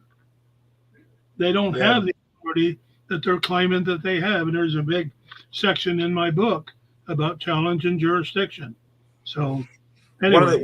One of the things I want to add to that, and I might be wrong on this, Ron. This is how I do things similarly, is I first inform them that I am a private natural person operating under the Constitution of the United States of America. And for me, I always tell them, make sure that they understand that I'm either, like I said, either a private natural person or a national of the United States of America versus a 14th Amendment U.S. citizen, so that they can't say that they have the jurisdiction. A lot of people, they don't do that, so they'll fluff you off by, once again, allowing you to turn yourself from their boss into the janitor. And then they go, oh, well, because you've given them jurisdiction. So we've dealt with it in court cases where people they had the knowledge, but they didn't give the court a letter or a writ of special appearance. And then they walk in there and they just, that's their little trick, is they go, well, you didn't tell us who you were before you came, because like principalities of the old days, a king would announce himself by a declaration, to another king or kingdom before he would get there. The paupers and the peasants would kind of just walk up and try to get into the kingdom, then go through the rigmarole and get the jerk around. So one of the things that somebody just mentioned is, does the mortgage have to be paid off before a land patent can be obtained? No, it does not. Okay. The only thing that you have to do is to show that the mortgage is in your name. In other words, your warranty deed has been recorded in your name. You and your wife, or you and your son, or you and your parents, whatever the case is. That has been determined by the Supreme Court that is adequate to fulfill the requirements of the patent issue, that you're an owner of record, so that you can bring the land patent forward. So that's why it's important that you have your warranty deed, you have your chain of title, your summary of chain of title, and the 2 patents. The rest of the legal document, I tie all that together so that in essence is one document made up of multiple documents that become one. Then they can't deny that there was a patent issued because here's a certified copy. They can't deny the fact that the chain of title is all the owners because here's a summary of that chain of title. And they can't deny the fact that you are the owner of record by virtue of your warranty deed. You see what I'm saying? So I tie all of those together so that there's no question about the validity and the lawfulness of it. Okay, awesome. I mean, hey, that's why I brought you on here, because you are the guru, you know. I mean, or I should say the master legend, you know. I don't like to use the term guru.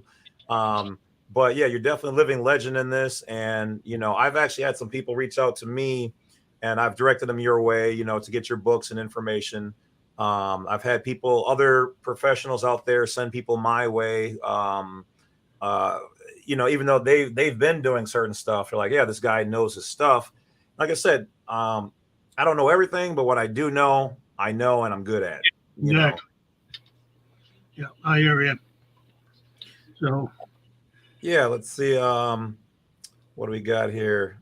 Dwayne X says, can you put the land patent into a trust? What's the relationship with that, Ron? A lot of people are not going to like what I say. Why in the world would you put a land patent that is the only true title there is in our land into a fictitious entity? You know what the courts have said about trusts and LLCs and all of this stuff? It's nothing more than a figment of man's imagination. The attorneys are the one that came up with all this stuff so that they could milk people's pocketbook and claim that it's safe. The courts now penetrate those trusts, and I haven't found one except a common law trust that I can't break. And let me give you the example, and bear with me a moment. Your land patent in my illustration is illustrated by a Sherman tank. The trust is represented by paper mache. Okay? How much protection is that paper mache going to give that tank when it already has its protective covenants built into it? Are you with me? Oh, yeah. Another big sheet, I don't care how big you want to have it, of this paper mache, it won't stop nothing. No. It's the same analogy that the trusts do. You don't need to put your patent in a trust. I mean, you can do it if you want to do that, but I'm just telling you, they can penetrate the trust, but they cannot penetrate the patent. So what my question is, why would you do that? So would you, because I know there's a difference between, you know, like if you want to say like a domestic and a foreign trust, would that still be the same thing? I don't know that much about foreign trust. Okay. I've done a lot of study on trust, but not so much on foreign trust. And I know there's a lot tied to that string. Okay. You have to be careful of that on the basis, since the Patriot Act, of the concept of laundering money or assets or whatever. Okay, gotcha. So you have to be careful. Okay. Damon Hill says, thanks again, Ron, for the book. I have a question on page 31 about the hidden federal debt with the IMF and how to identify it. That's pretty specific, but I appreciate that question. I can't tell you all how many times I've asked that, and I should have further explained it, but I didn't think about it at the time. It is in violation of federal law to encumber private property to secure a federal debt. Okay? So, and I'm going to tell you what happened in a minute, In fact, let me do it now. Hold that thought. Here's what happened in 1946.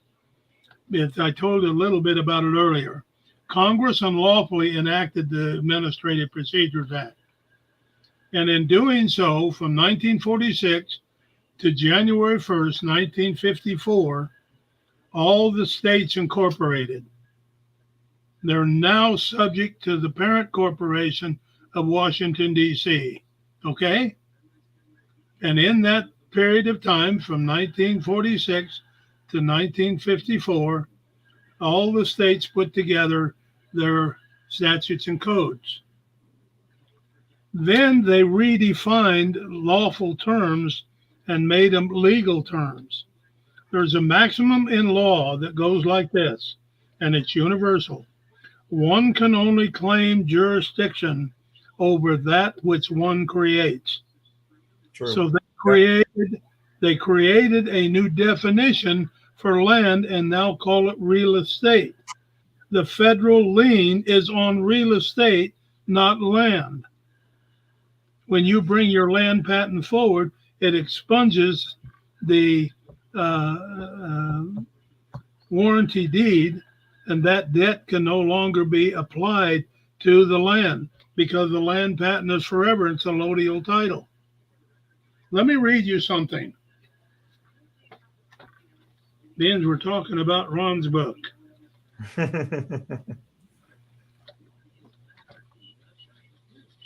You know, folks, I never in my wildest dreams thought that this thing would go the direction that it's gone. I just wrote the book because I had people saying, why don't you write a book? So as more of a pacification to them, I had no idea that this thing would literally snowball.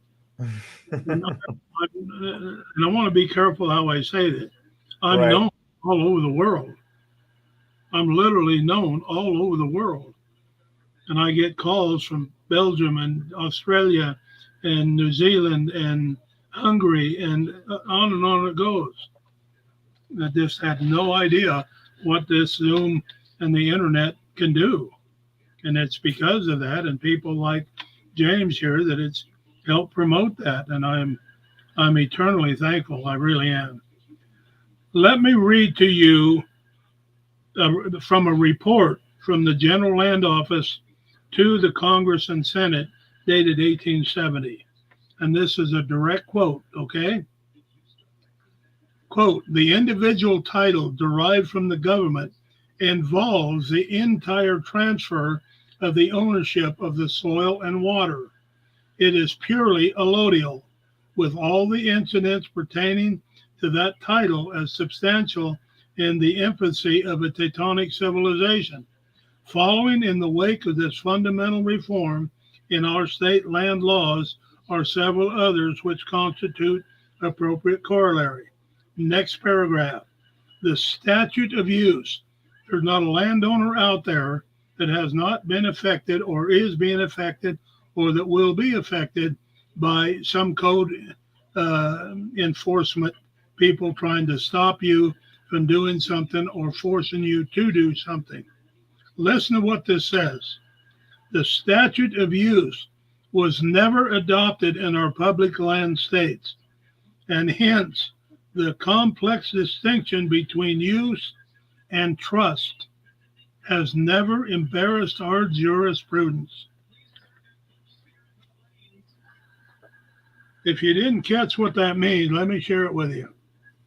That means that every patent issued is allodial, and the allodial title means owing to no one, nor to any lord nor superior. In other words, it is set above and apart from every other law and every other type of title. It stands alone. And why? Because it's a God-given title. It's a God-given right. The second part of that is of statute and use. How many of you been affected out there by a code enforcement thing come along and say, well, you got too many cars parked in your yard. You got too many chickens in your chicken pen or too many cows on it or whatever it is. You didn't paint it the right color, all of that garbage. That means For someone to bring a suit to a court for the purpose of infringing upon your private property was an embarrassment to the court system. What are you doing here? Because that court does not have jurisdiction, folks. It's an allodial title. Hello? I hope I've explained that clear enough that people will gather or grasp the point there. Oh yeah, yeah. I think most people are tuned in and get it. The people who don't, well, they'll have to catch up, and that's just another good reason why they should get your book. That's true, but it gets back to my three definitions of the people out there: those who make things happen, those who watch things happen, and those who look around one day and wonder what happened. So, right. So, yeah. So, April Fountain says, "Does the book give instructions on how to do the allodial title?" yes, it does. Okay. All right. In that, I mean, I already have the book, but I want you to answer your own. Well, I changed because I found some court cases that prompted me to change the certificate of acceptance of the land patent. And so it's a little different now. That's one of the reasons, again, to go back and change all of this would be a monumental undertaking. So it's just better if you have me do the document. Okay. I probably should have said this before, Ron, but like I told you a long time ago when we first met, there's going to be a lot of traffic your way. So I'm going to tell people right now, whoever's going to stay to the end and get the book names, which you already kind of gave out, but how to contact Ron, please be patient because I prepared him somewhat for the first time when we talked, and this is only going to get on there. I know I seen one person ask if it was on Amazon. I don't think you've crossed over there yet. And then can you show the book, please? I came in late, so somebody wants to see if you can show both books again, Ron. I can do that.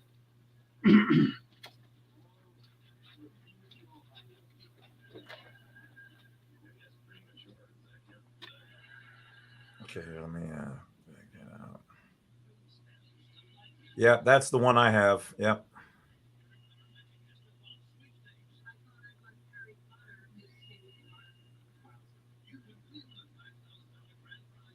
Okay. That's the patent book, and this is You're Not a Slave.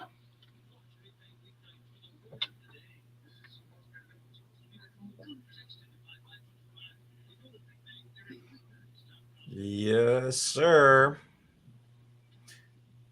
So let's see here.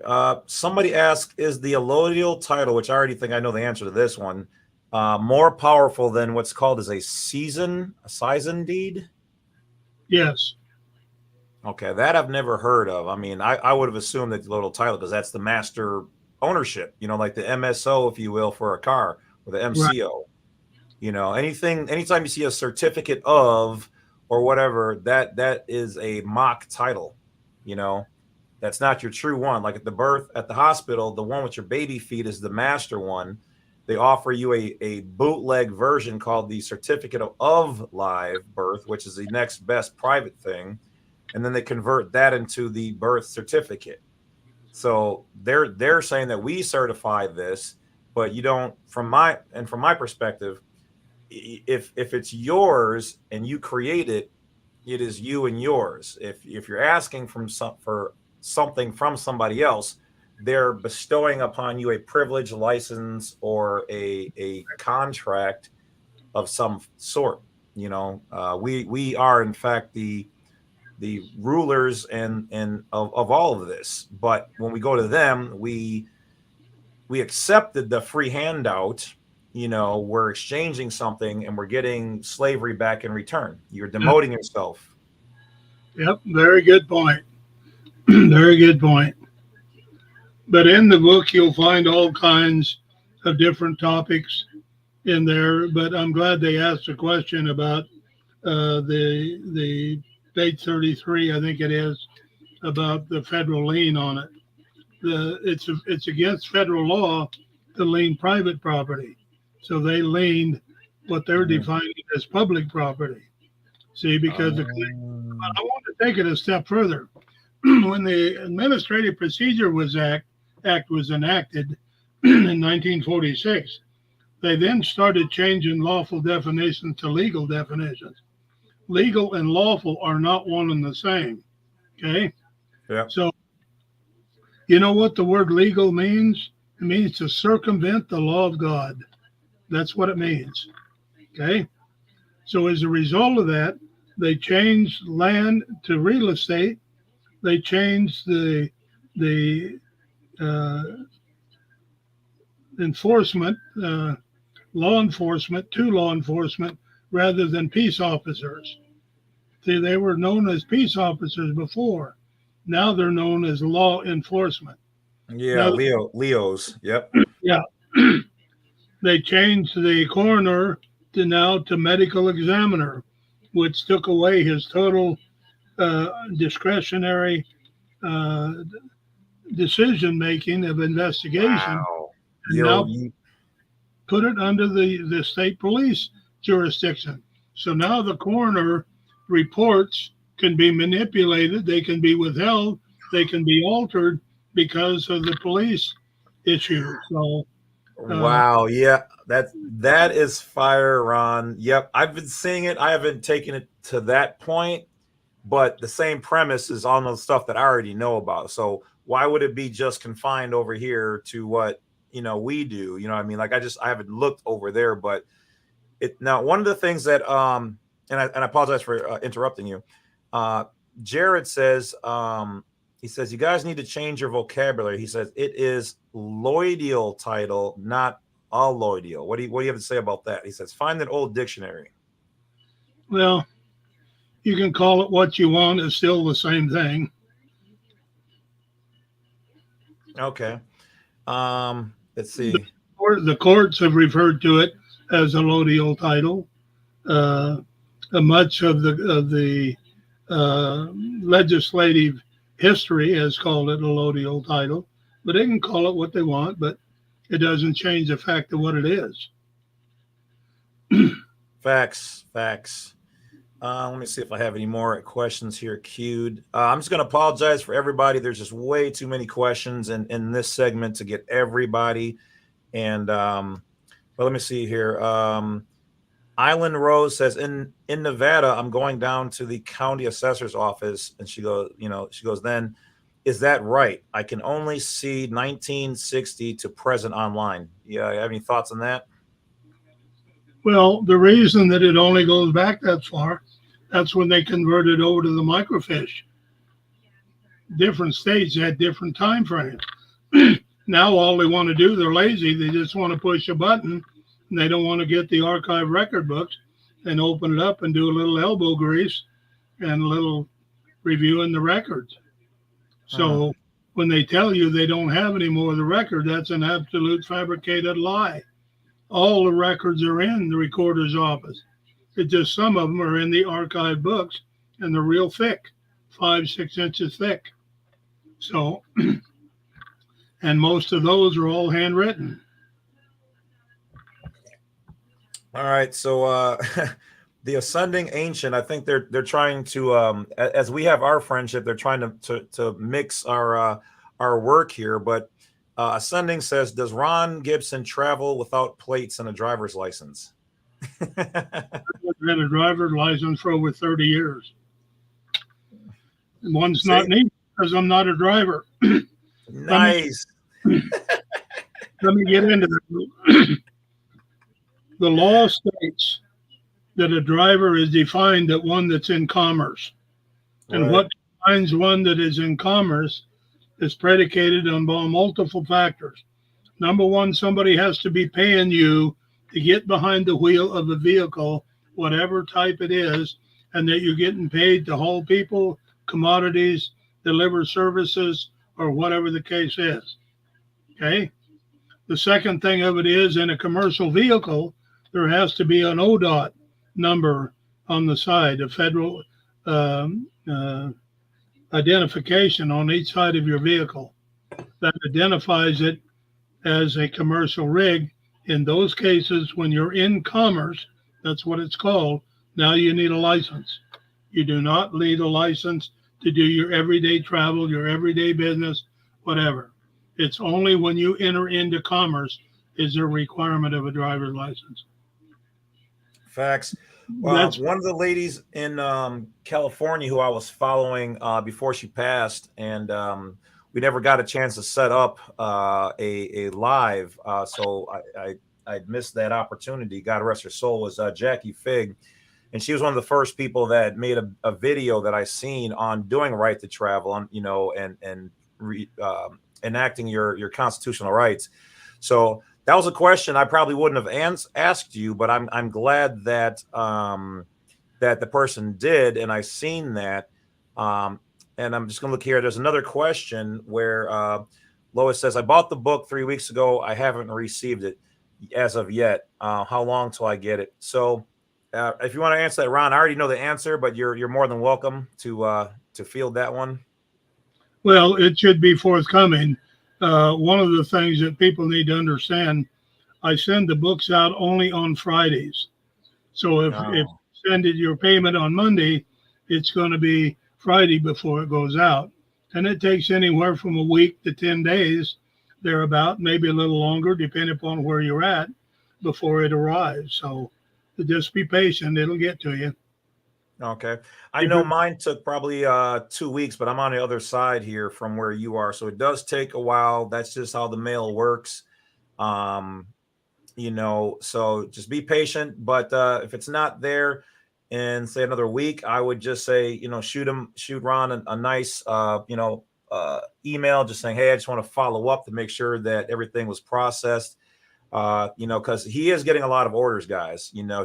Ron never really expected to. He already has his own marketing and things going on, and then you have me and mine and my people, and all of you guys who are wonderful. It's a lot. You guys don't know how much it takes for us to put together. I know to some people it seems like we just jump on YouTube and hey, it's great. We've got a production team. I know Ron's got a little bit of help. I literally have nobody who can do what I'm doing for me. That's why I'm teaching you guys how to do this, so you guys can go out there and take some of this fire and make your own fires. You know what I mean? But I get no less than 200 emails a day, and I answer 98% of them, unless they're really long. And I'm just like, hey, book a consultation. But my consultations, I'm booked out usually 3 or 4 days fully. Like I have the time to even take a lunch break. I'm trying to get it out there. So, and I know Ron is the same, and we love what we're doing. We're passionate about the work, and we're glad that you guys love this. So no disrespect to anybody. You're just going to have to give us a little time and be a little patient. Right. I tell you this, if we could pay somebody to do what we know how to do to our level and quality and to the craft, we would pay. I don't know. Amen to that. Amen. Tell you a little story. I got all kinds of stories.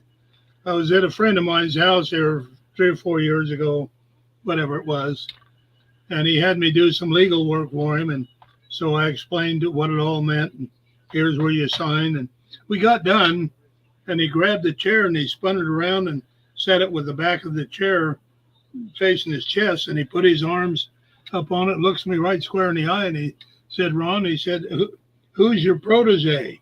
He said, who are you training to come in and do what you do when you decide not to do it or you can't do it or whatever? I said, who are you training?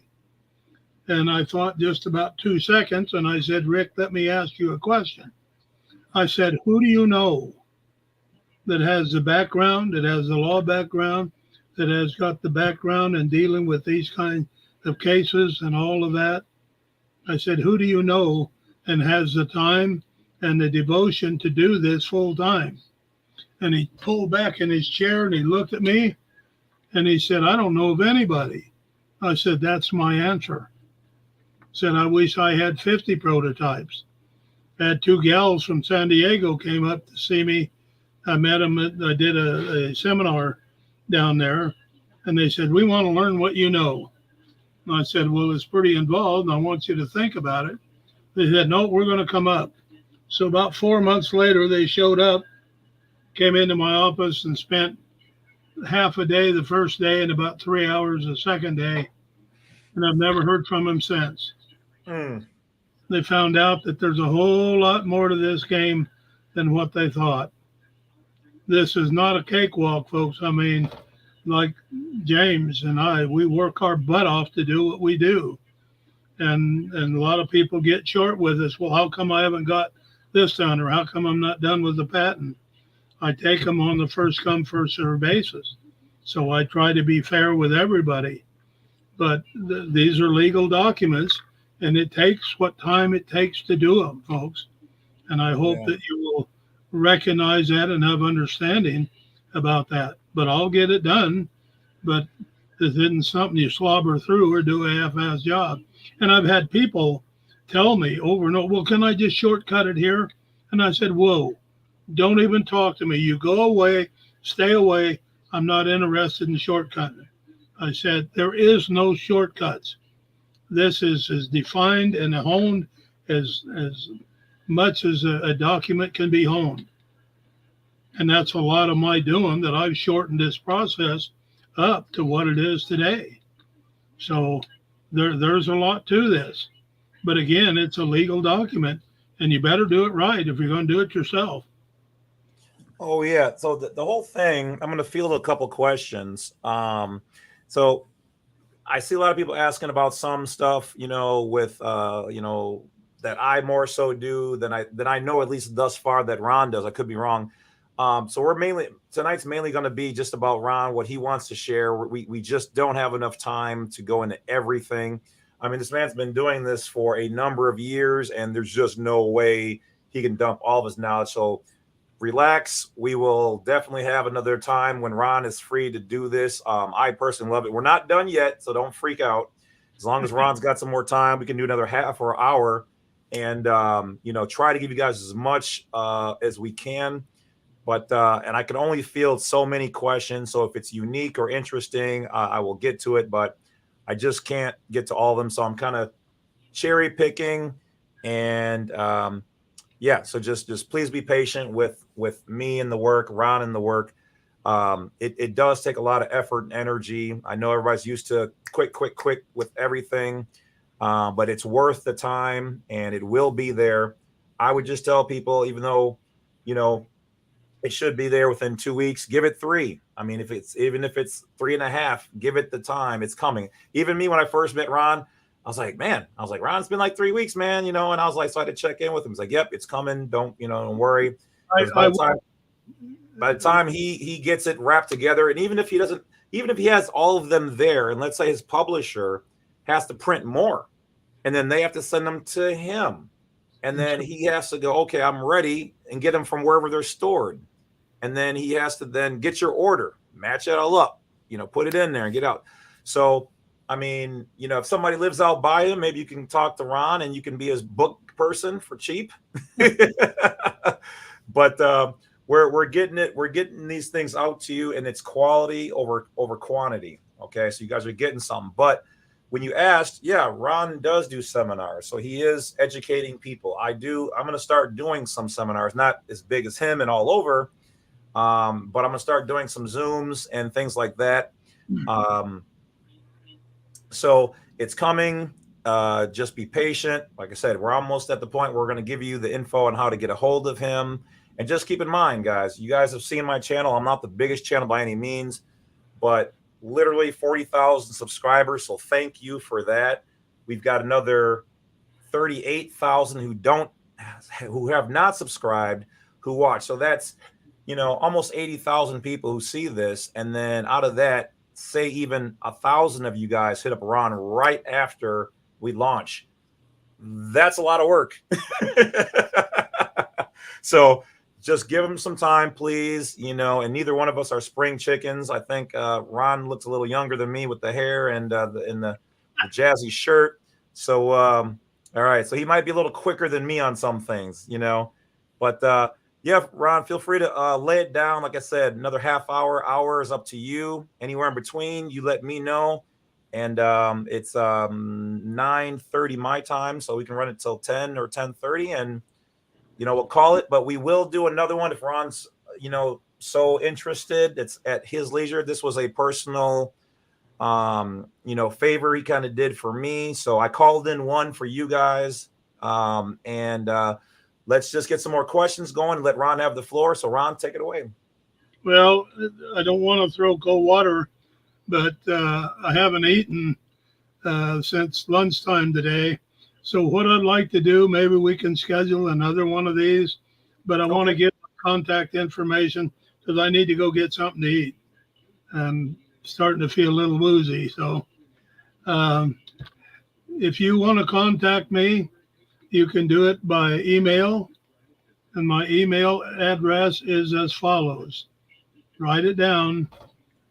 D as in David, R as in Romeo, I as in ice, T as in Thomas, E as in echo, C as in Charlie, R as in Romeo, G as in golf at hotmail.com.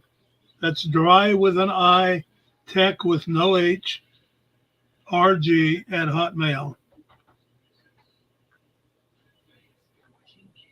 And then my phone number is 541-621-5548.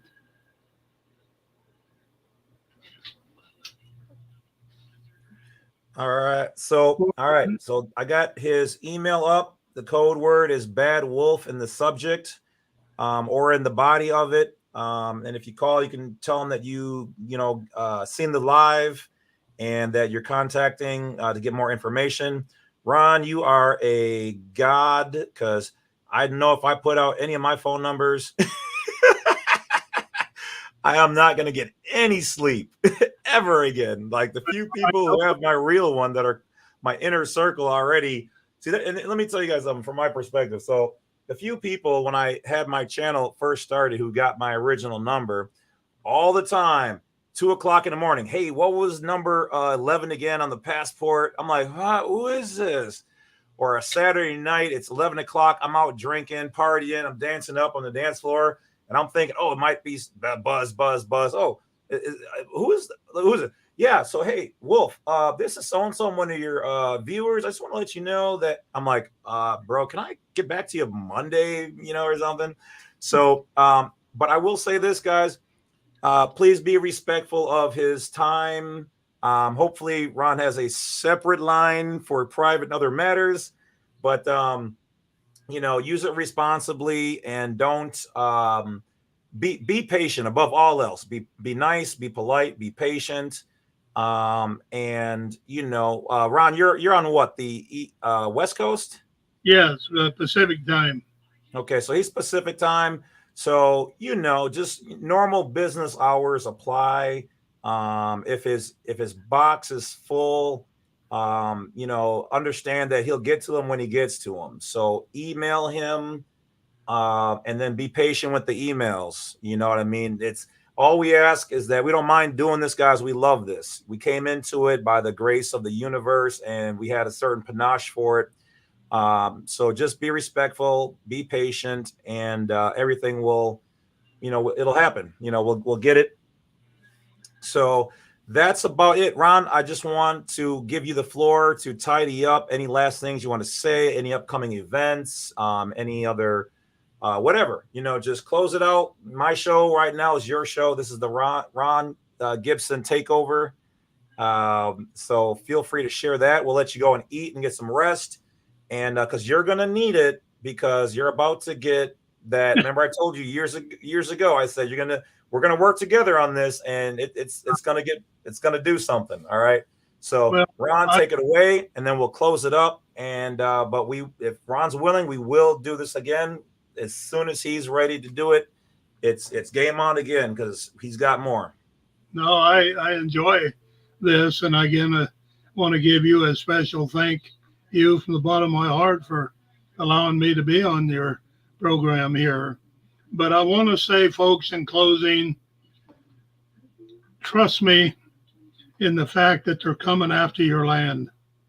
Make no bones about it. If you don't think that they are, then I'll pray for you, because they're coming after our land. And the only true defense that we have is to get our land patent in our name, because then they would have to totally destroy the Constitution by some type of a takeover or conquest or whatever it may be. So I hope you listen up, and I hope you take action on the thing, and let's work together to salvage our country, because there are people trying to ruin it. And let me tell you one other thing, folks. If you lose it, we'll never get it back. Nope. We'll never get it back. So I want to thank all of you listeners tonight. Lord bless you all. You take the best of care. And if you're interested in the patent, get a hold of James or myself, and we'll go from there. So other than that, folks, I'm going to sign off. Been a long day. So again, thanks to everybody. I appreciate you very much. So thank you, Ron. Definitely. Rachel says, thank you, Ron. We do not mind you munching online. I know you want to enjoy it. So Rachel, that is awesome. Thank you for that. Thank you, everybody. Elaine, Jared, Mike. I'm just going to run through a couple of names.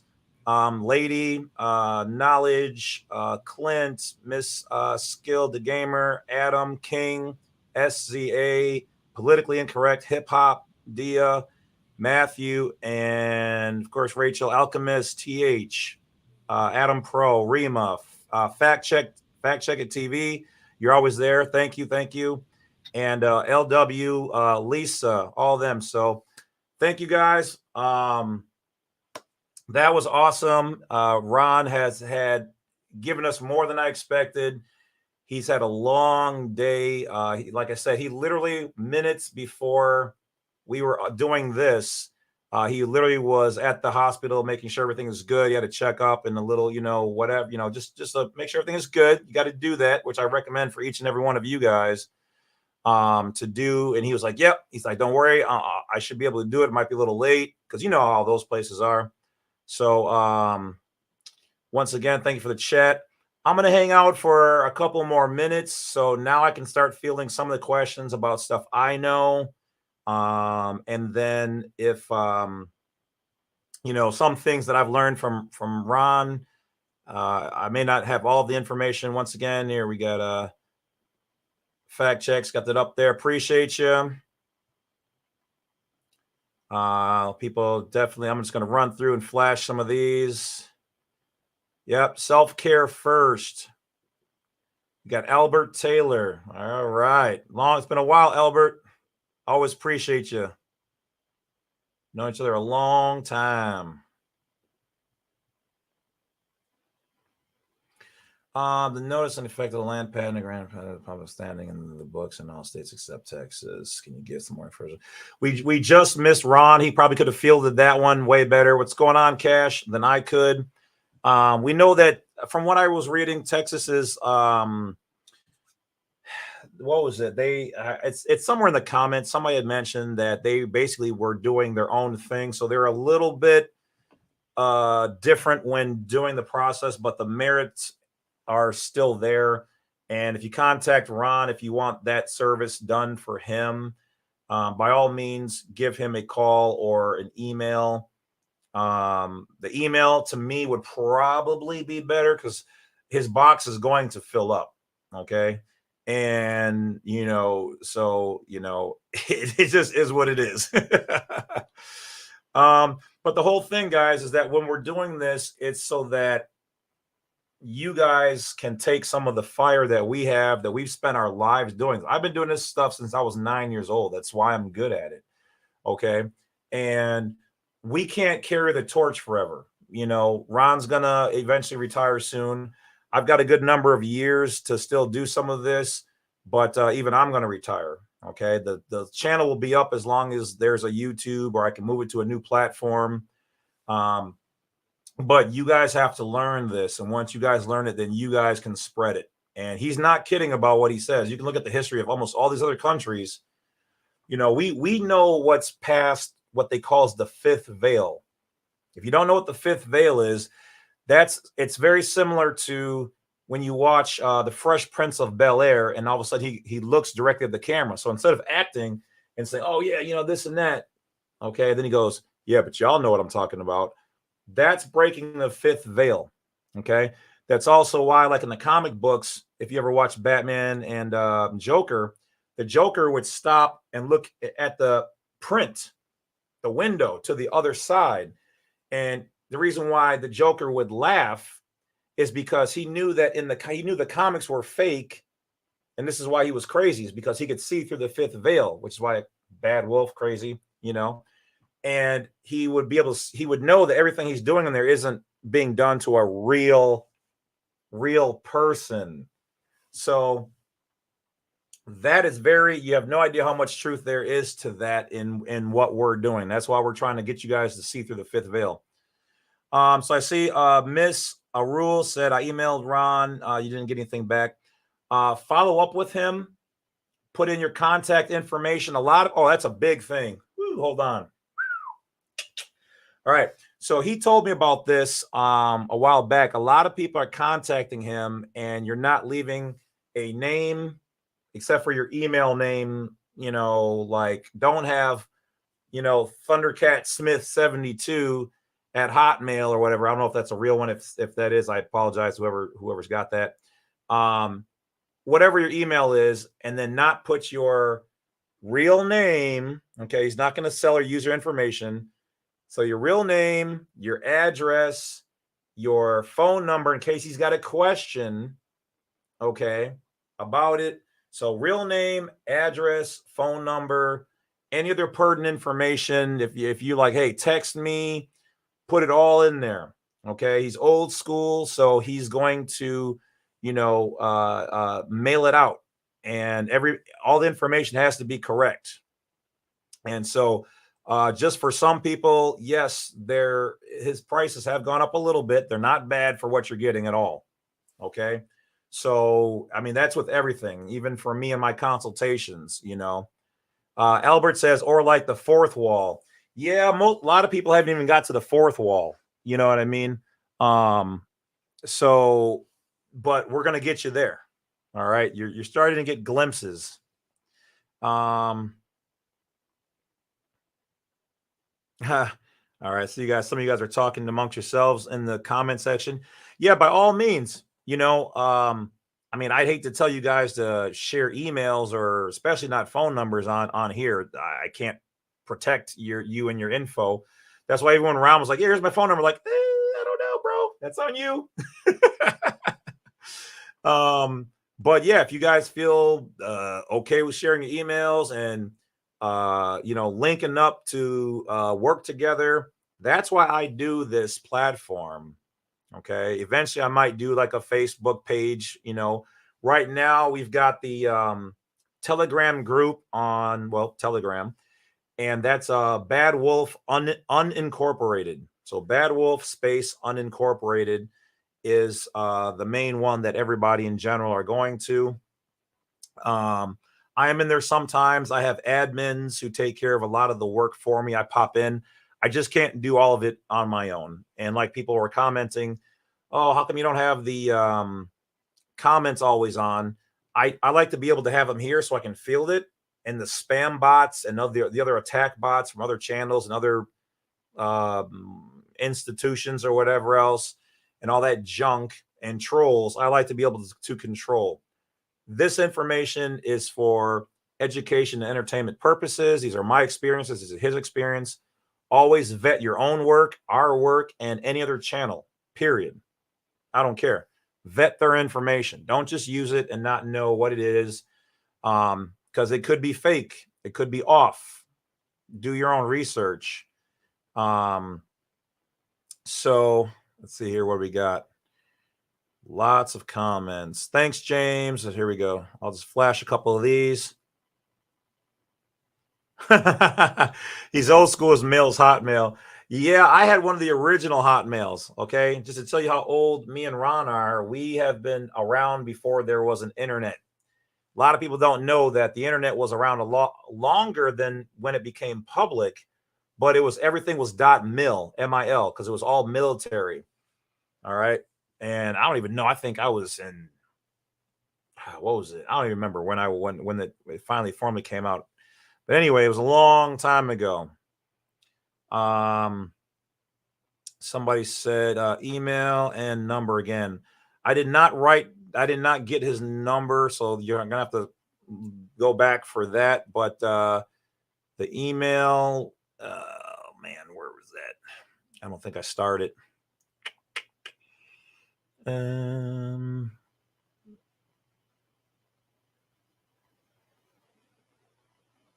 Yeah, hold on. Oh, wait, hold on. There you go.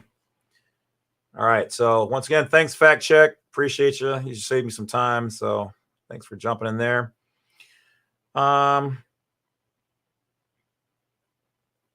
Okay, so Paige said she's in the middle of filing bankruptcy. Should I wait? No, you don't have to wait.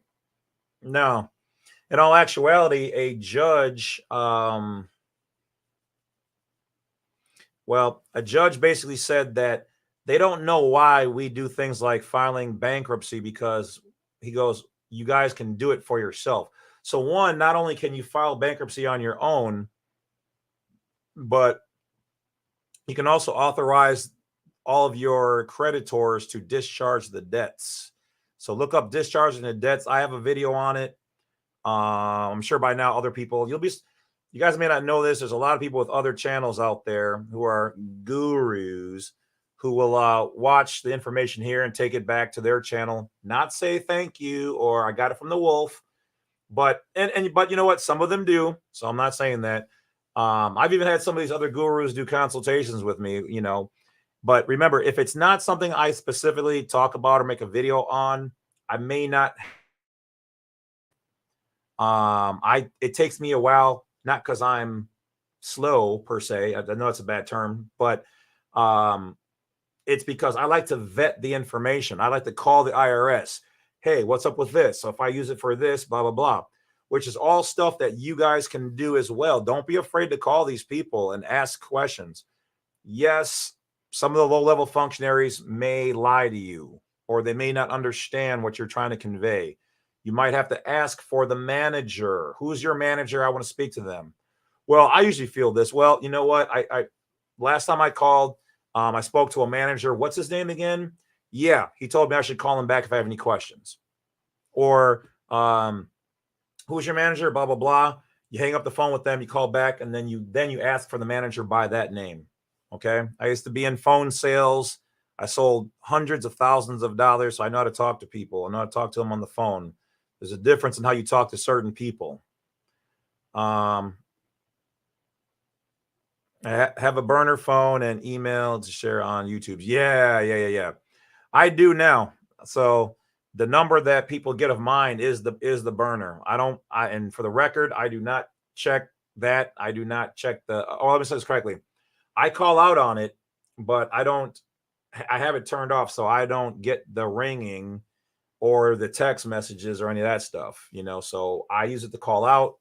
And so unless we, get to a certain spot, like I can't entertain the hundreds of calls I get. I just can't do it. I often wonder how to be in touch with these wonderful people I see in these live sessions. Y'all are my people. So Krista, thank you once again for that. I think I seen you comment something earlier.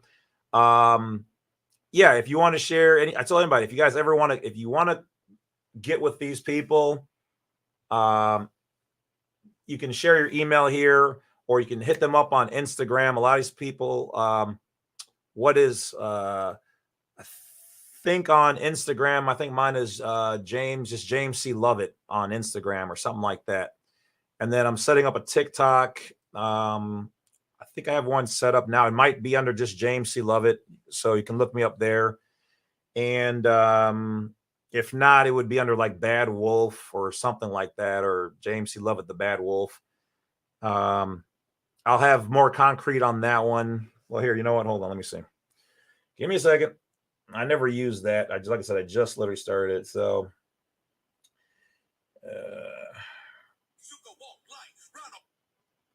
okay, yeah. So my TikTok is at James C. Lovett. All right. So you guys want to catch up, whatever. That's one of the methods. Telegram is Badwolf space unincorporated. And I always tell people, if you guys don't find what you're looking for, set up your own Facebook page, set up your own group. You know, do I still use Yahoo? Yeah, all those 12 emails are all still good. Clint says I'm old school. Ha. Yep. Hotmail. Gratitude. Once again, I'll put this up. Jared says, Easy Wolf, I'm older than you, 1970s. Man, that's only like 6 years, but okay. You're still 70s, baby. Okay, I got you.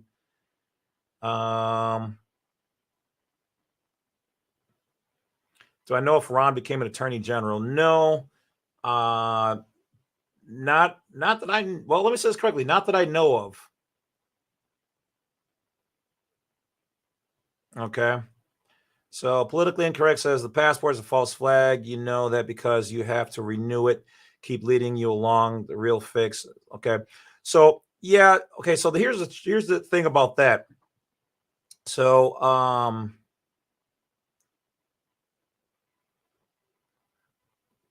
so anytime, and I've said this before, so this is nothing new. Anytime you're asking them for permission, you're subjecting yourself to their jurisdiction to some degree. However, like I said, if you follow all my videos, I've definitely given you the proper codes internally through the Foreign Affairs Manual that you should be using and reducing that jurisdiction. So you can, it's no different than if a diplomat came here, but remember, we're considered to be guests of the United States. So if a foreign diplomat comes here and the Department of State issues them a diplomatic passport, they're not saying you have jurisdiction over us, over that person. They're just saying if you get into some stuff here, we're going to protect you. Okay. So like a tool in your toolbox, you use what's available. But yeah, there are other ways to correct your status, you know, by using your given name versus your legal name, creating your own ID, creating your own documents. You know, you do it yourself. All right. Vent, Ohio now. Yeah. So yeah, I mean, we're just keeping it real. I don't want people's expectations to be something that, you know, we can't live up to and meet. God first, that's awesome. Appreciate that. Love it. You're awesome. Bless you. Thank you. Thank you, guys. You guys make it worthwhile to do this. And yes, the IRS is backed up. They didn't get back to me with my revocation of election for 3 years. I mean, right before the 3-year mark. And of course, they were talking jazzy, and I was like, yeah, that's cute. But here's the thing. So I've been telling people, don't necessarily send in your revocations of election to them. All they care about is that between you and your employer, I would keep your revocation of election in the proper forms, have a copy for yourself, use a copy of all of that for your employer. Each time you go to a new employer, use the same stuff. But don't send them anything because they're just going to say, oh, this is frivolous. We don't understand this, because to them, it's not in their jurisdiction. And for them, it's they don't need it. They don't even want the actual forms that you use for the revocation of election. It says right on there, don't send us this. So it's all about your employer and you. And if your employer doesn't accept it, one of the two main files or any of the files, then that's when you want to tell the IRS and essentially snitch on them. You know, and then you might have to get the attorney general involved, you know, and all that. But that's where you would start. But be polite to say, hey, review the information, contact the IRS. And if they refuse, then say, well, I don't want to be in this position, but because you're denying me of my rights, which are federally protected, I'll have to contact the necessary federal agency and have them investigate this. The only problem is that your employer is scared that they're going to get whacked by the government or the IRS for not doing something properly. So one company said, hey, we don't mind doing this. We just want you to sign this waiver to say you are not holding us responsible and that you will take anything that occurs. So if you feel confident, which I know I have and have done, and other people have, thousands of people at this point in time, if they offer you a waiver, sign it and keep it moving.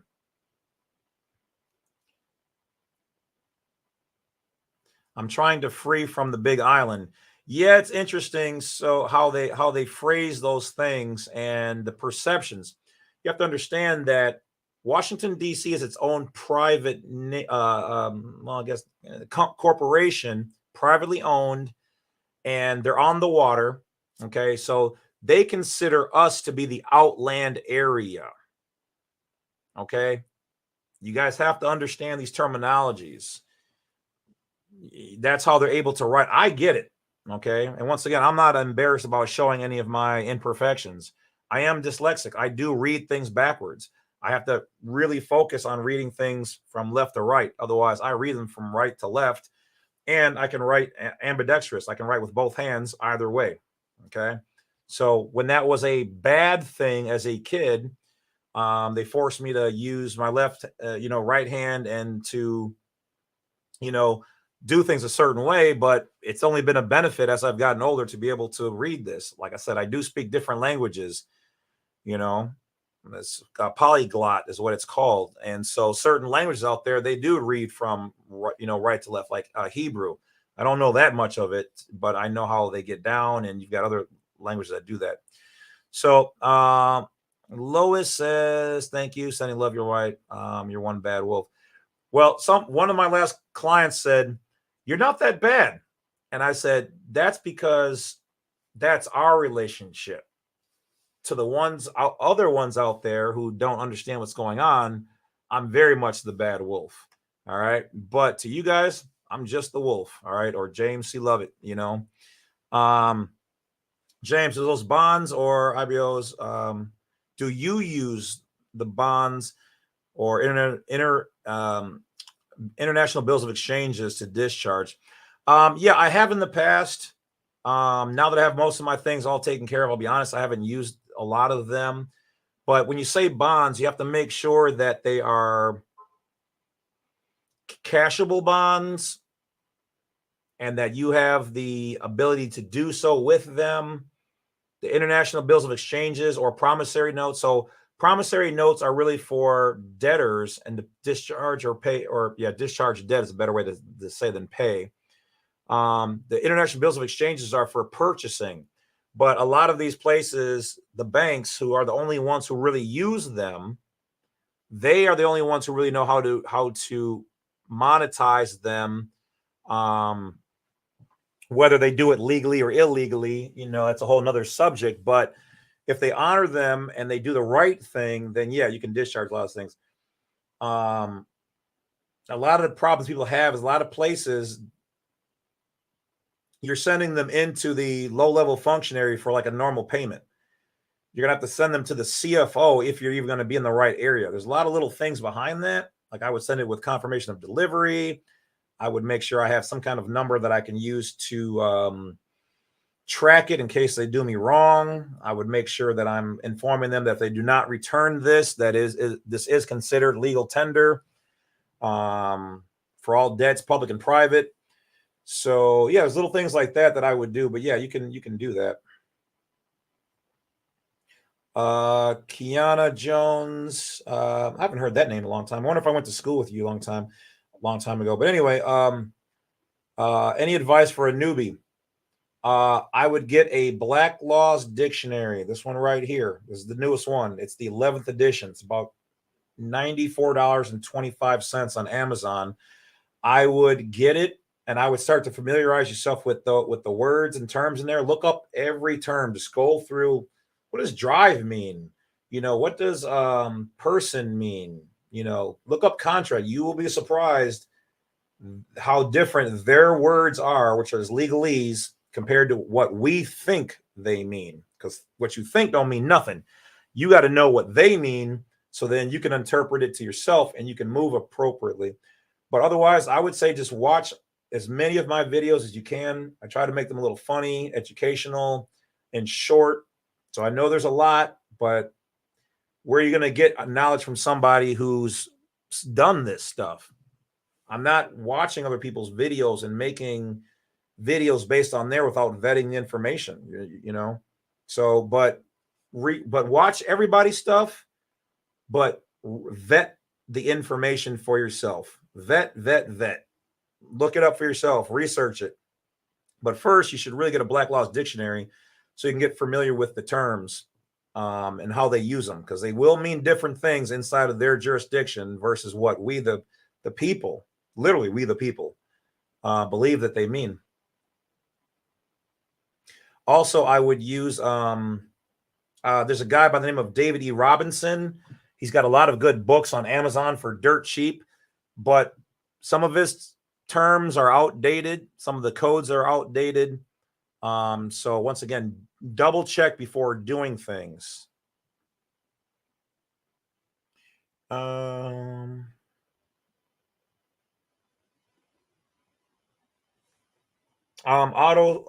did not do that as of yet. I just transferred mine into a trust, but I have not done that as of yet.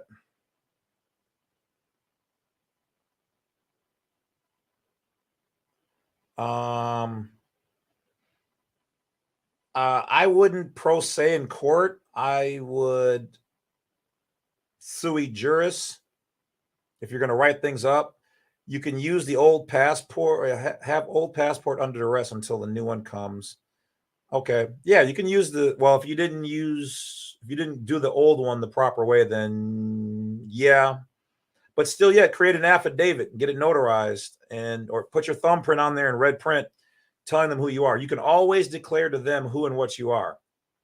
You don't need any of their stuff to prove who you are. I don't need somebody. I don't need a governmental agency. It's just, if you do have it, it's like, hey, I've already proven myself to one of your other corporations. Now you have to respect it too. All you have to do is use your given name and say, is this registered? No. Do you have any jurisdiction over a private natural person? This being my given name? Nope. Okay. But if you're going to go back to using the legal name, then you're opening the door for them to come back at you. Albert says, I'm dyslexic. Hope I can be as good as you one day. Hey, you're in good hands, and heck yeah, use it. All you got to do is use it when it applies. You know what I mean? And in this stuff, all their stuff is reverse. We have the certificate of live birth. They can't use it that way. Congress says you have to change it so that it shows a difference of jurisdiction. So what do? They call theirs the birth certificate. So it's flipped. Everything that they do is flipped upside down and twisted, or as they say, transmuted. Okay, so you're learning on how to file an existing one. Yeah, that I haven't done yet either. Yeah, some people have used the 1099-A to do that. I personally feel like I would use a 1099-C, because the C is doing the same thing as an A, but you're saying you want to cancel the agreement. If you don't have an ongoing agreement with them, cancel it. Cancel the debt, get some of your money back, tell them to have a good day. I know a lot of people use the 1099s for trying to purchase. I have not vetted that information. The A stands for abandonment or acquisition. And remember, everything here is debt-based. So you can use it for a lot of things, but like I said, I'm not it's 2 years ago, no, not even 2 years, a year to 2 years, nobody was even doing those. So just be careful with some of those processes. Call the IRS and ask them if you can use a 1099-A for that purpose. Because I would prefer for them to tell me I can't and deal with the problem, because there's lots of ways to discharge it, than to do it and then all of a sudden 3 years later, or right before 3 years later, because that's the cutoff. If you can get past, see, a lot of processes, people will do something and they don't catch it for 3 years, and then it's been wiped off. They just let it slide. But that doesn't mean that all processes are good or legal, and they can come back. That's why they sent letters. You know, they'll get back at you. So, Latin is most ancient. Latin is very ancient. I think ancient Phoenician is older, but that nobody speaks or uses that anymore. People barely even use Latin, though there is some more Latin out there. Phoenix says, have you heard of David Young to God? Yes, I have heard of him. I've watched some of his information. He does provide a promissory note and all that. I've heard, you know, nobody's perfect. There's people out there who don't like me and my information. I've seen people chop up my videos and talk trash just to be able to put their names out there. So I never will downplay anybody. If I feel a certain way, I would always talk about it in the private. But I've heard that he's been very successful with his stuff, and I've heard that sometimes it wasn't, you know. But somebody could say that about anything and anybody, you know what I mean? So do your own research. One thing I will say, not directly related to him, but we'll just say in general, is that I have seen people charge a lot of money for stuff. And I would suggest doing your research before dropping that loot. Okay. If it's not reasonable for you, don't get so mind jacked that you go, I'm just going to save up and get this. This is going to fix all my problems. I'm just going to pay it. Because I'll tell you what, and the other gurus out there, myself not included with them. This is why I'm trying to show you I'm standing above the rest. How should I say this? Every bit of information that I share, these gurus share, some good professionals out there share, can all be found if you spend enough time looking in these books. Free. But if you don't want to spend the time to do that, research it, find 2 or 3 different gurus or peoples or professionals, find the cheapest one or the best one you can afford, find a happy medium, and go with that person. Go with somebody who you feel is actually showing you what it is, you know. All right, so I see it's 10 o'clock here. I'm going to wrap it up. I myself now am getting hungry, and although I have eaten on a couple of lives, or I think one, I will not do that tonight. I'm going to rest and hurt my back over the weekend or whatever, and so maybe it's just getting a little older. That happens too. But thank you, Paige, as well, or Paige's husband. And you know, we will wrap this up. So let's see. I'm just going to finish up. So David Strait, Linda says David Strait and Bobby Lawrence, follow them. They follow and support Ron's methods. So yeah, Tracy, I want to throw you out there. Thank you for supporting. I think I got 3 or 4 tonight, and like I said, I don't care if it's $1. It means something to me. I mean, if you know, if everybody sent me $1, I could pay off my house.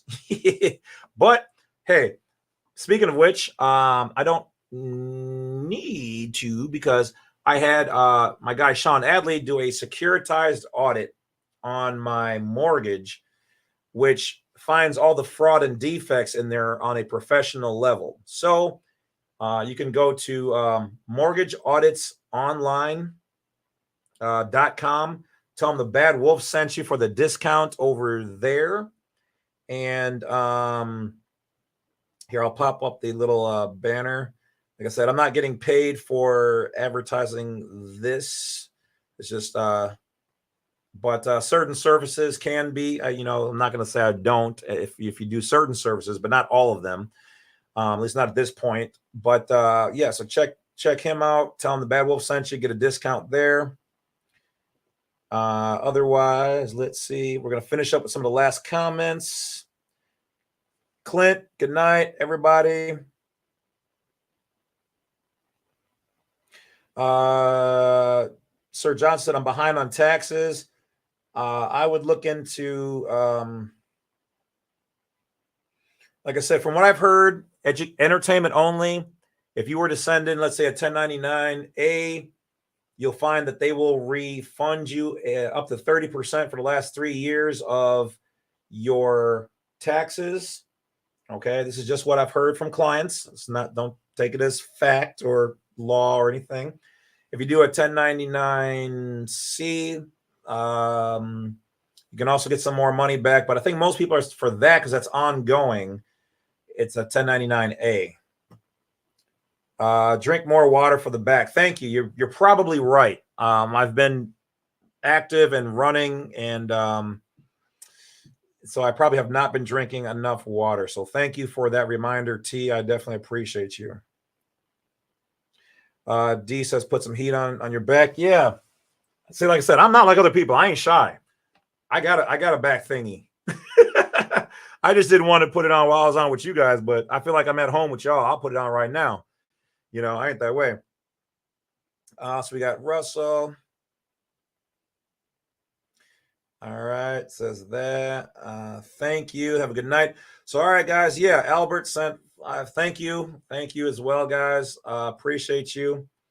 I'm gonna have a good night. Thank you. I'm gonna grub. You guys take care. And oh, wait, you're on. Okay, so Knowledge Well Media. So for those people who don't know, this is my cousin.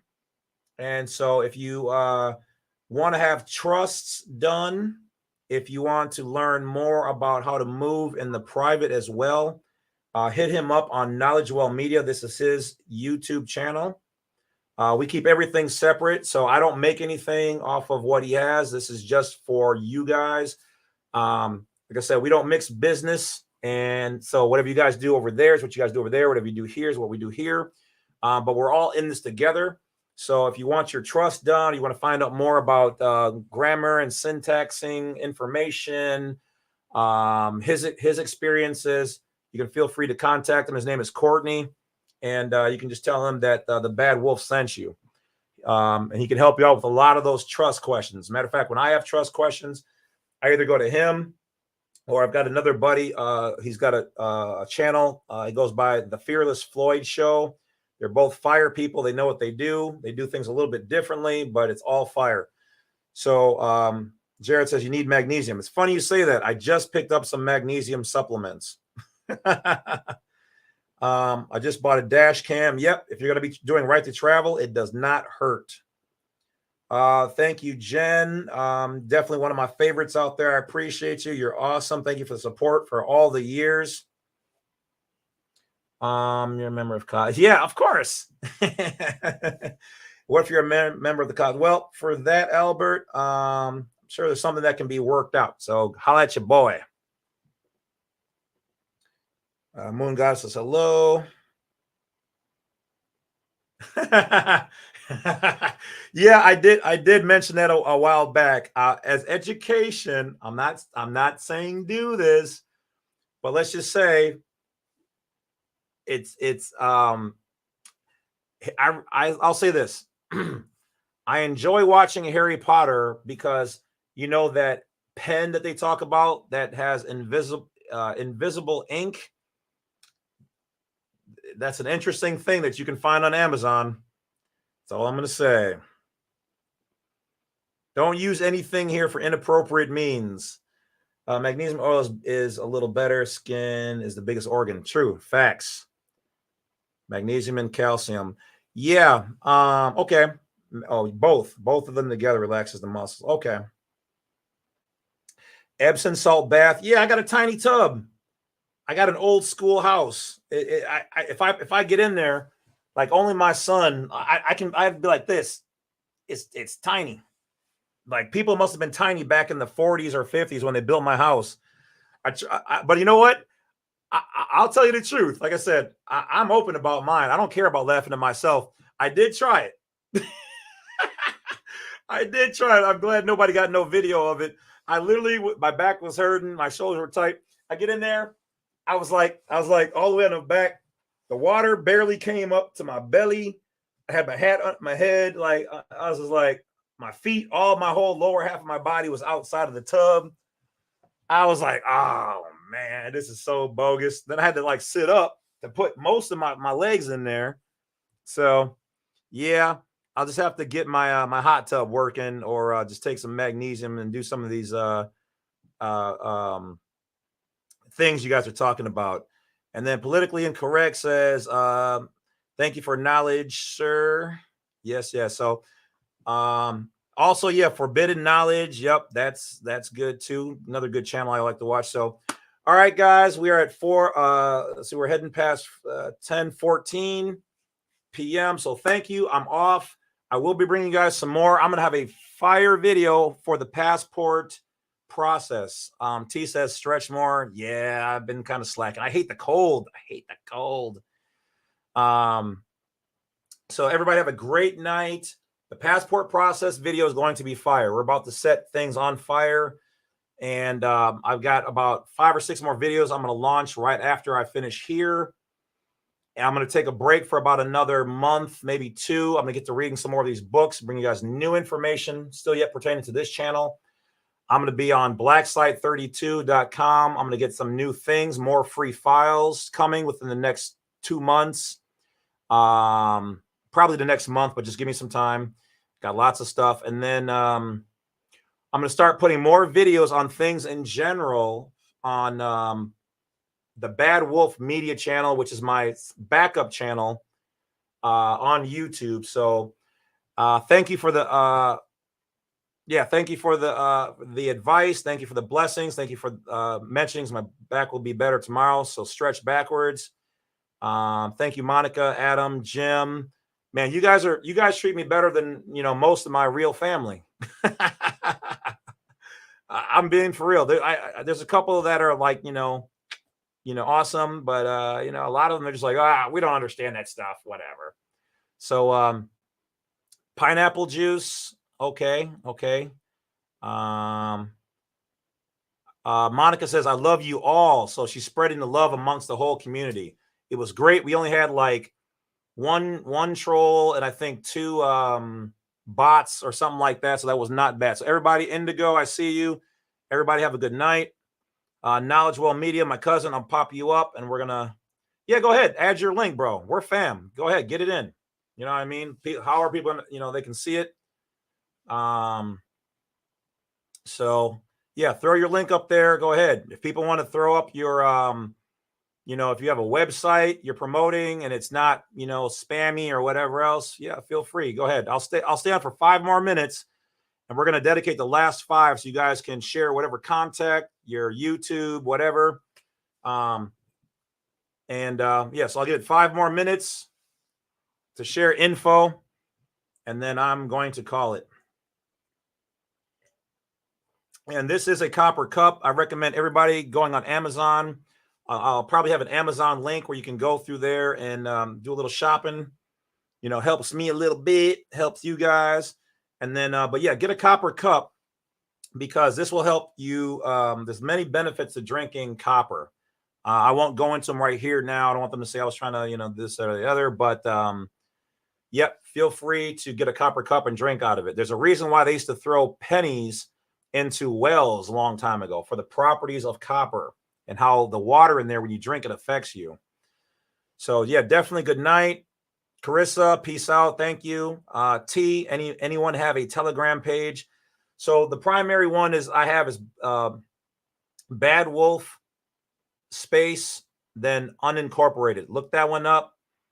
And a lot of these people are in there. And if not, they will be. And we'll just go from there. So electrons. Yep. There's some power in that too. Dirt road discussions on Telegram for your health. Okay, so yeah, this is what I'm talking about, guys. You guys support me, I support you guys. I know other people are like, oh, don't share, don't do that. This is all about me. It's not all about me. It's never been. That's why I'm not a guru. Share your groups. I'm giving you guys an open window here to share your groups and to will I get money if you buy an Amazon cup? If you use my Amazon links, I think it's not much. I think it's like 10% or something like that. But yeah, I can profit a little bit if you use the links. It should be down there.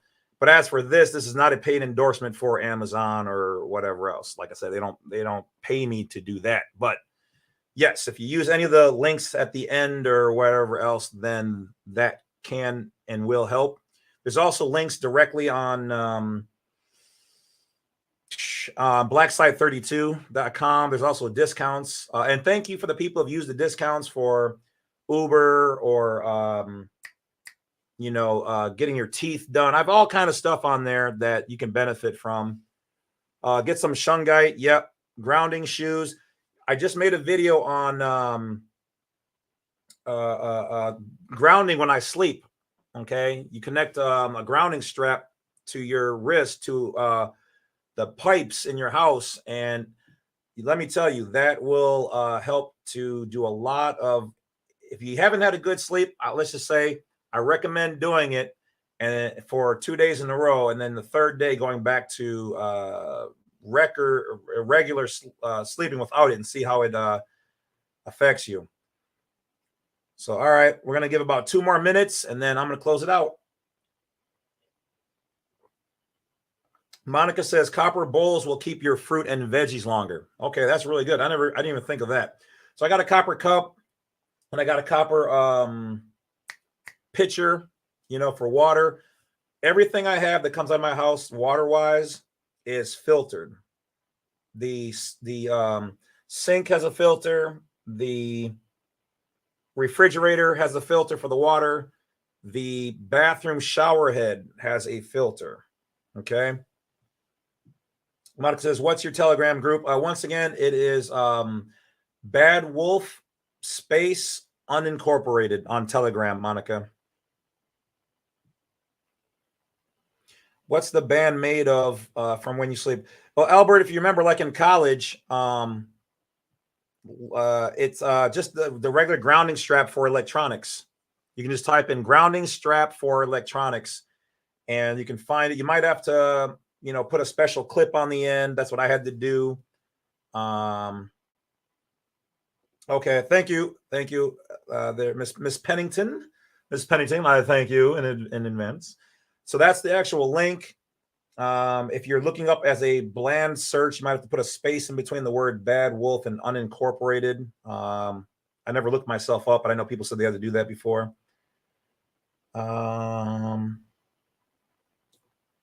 Okay, Knowledgeable Media, link in the chat to last live. Okay, let me see. I don't see it in the chat. So, all right, for some reason I'm not seeing it, but just search Knowledge Well Media, and you will find his channel and find whatever he has available. So make that happen, Mr. Court. Jason says, much love and respect. Adam Pro. All right, guys, that's it. I'm tired. I am hungry. I'm about to eat and pass out. So thank you guys for supporting the Wolf. I appreciate each and every one of you. Get that work in, get some good rest, and stay healthy. You are what you eat. And now that you guys are starting to see through the walls, the veil, you can't be plugged back into the Matrix. And I don't think you'd really want to. But like Neo and Morpheus and Trinity, you can pop in and out. But now you have the control. You've got the power. So use it as will. Use all of their tools at will because that's what they're there for. And remember, we're not here trying to take anything away from them. We're just here trying to let people exercise their freedoms and rights. So God bless America, because America is in each and every one of you. That's America. Don't let them fool you to be like, oh, America's this system. We're America. Okay? Know thyself, and I will talk to you guys later. Thank you ever so much. This was a great live. I think it was the best one we've ever done. So take care. Have a good night.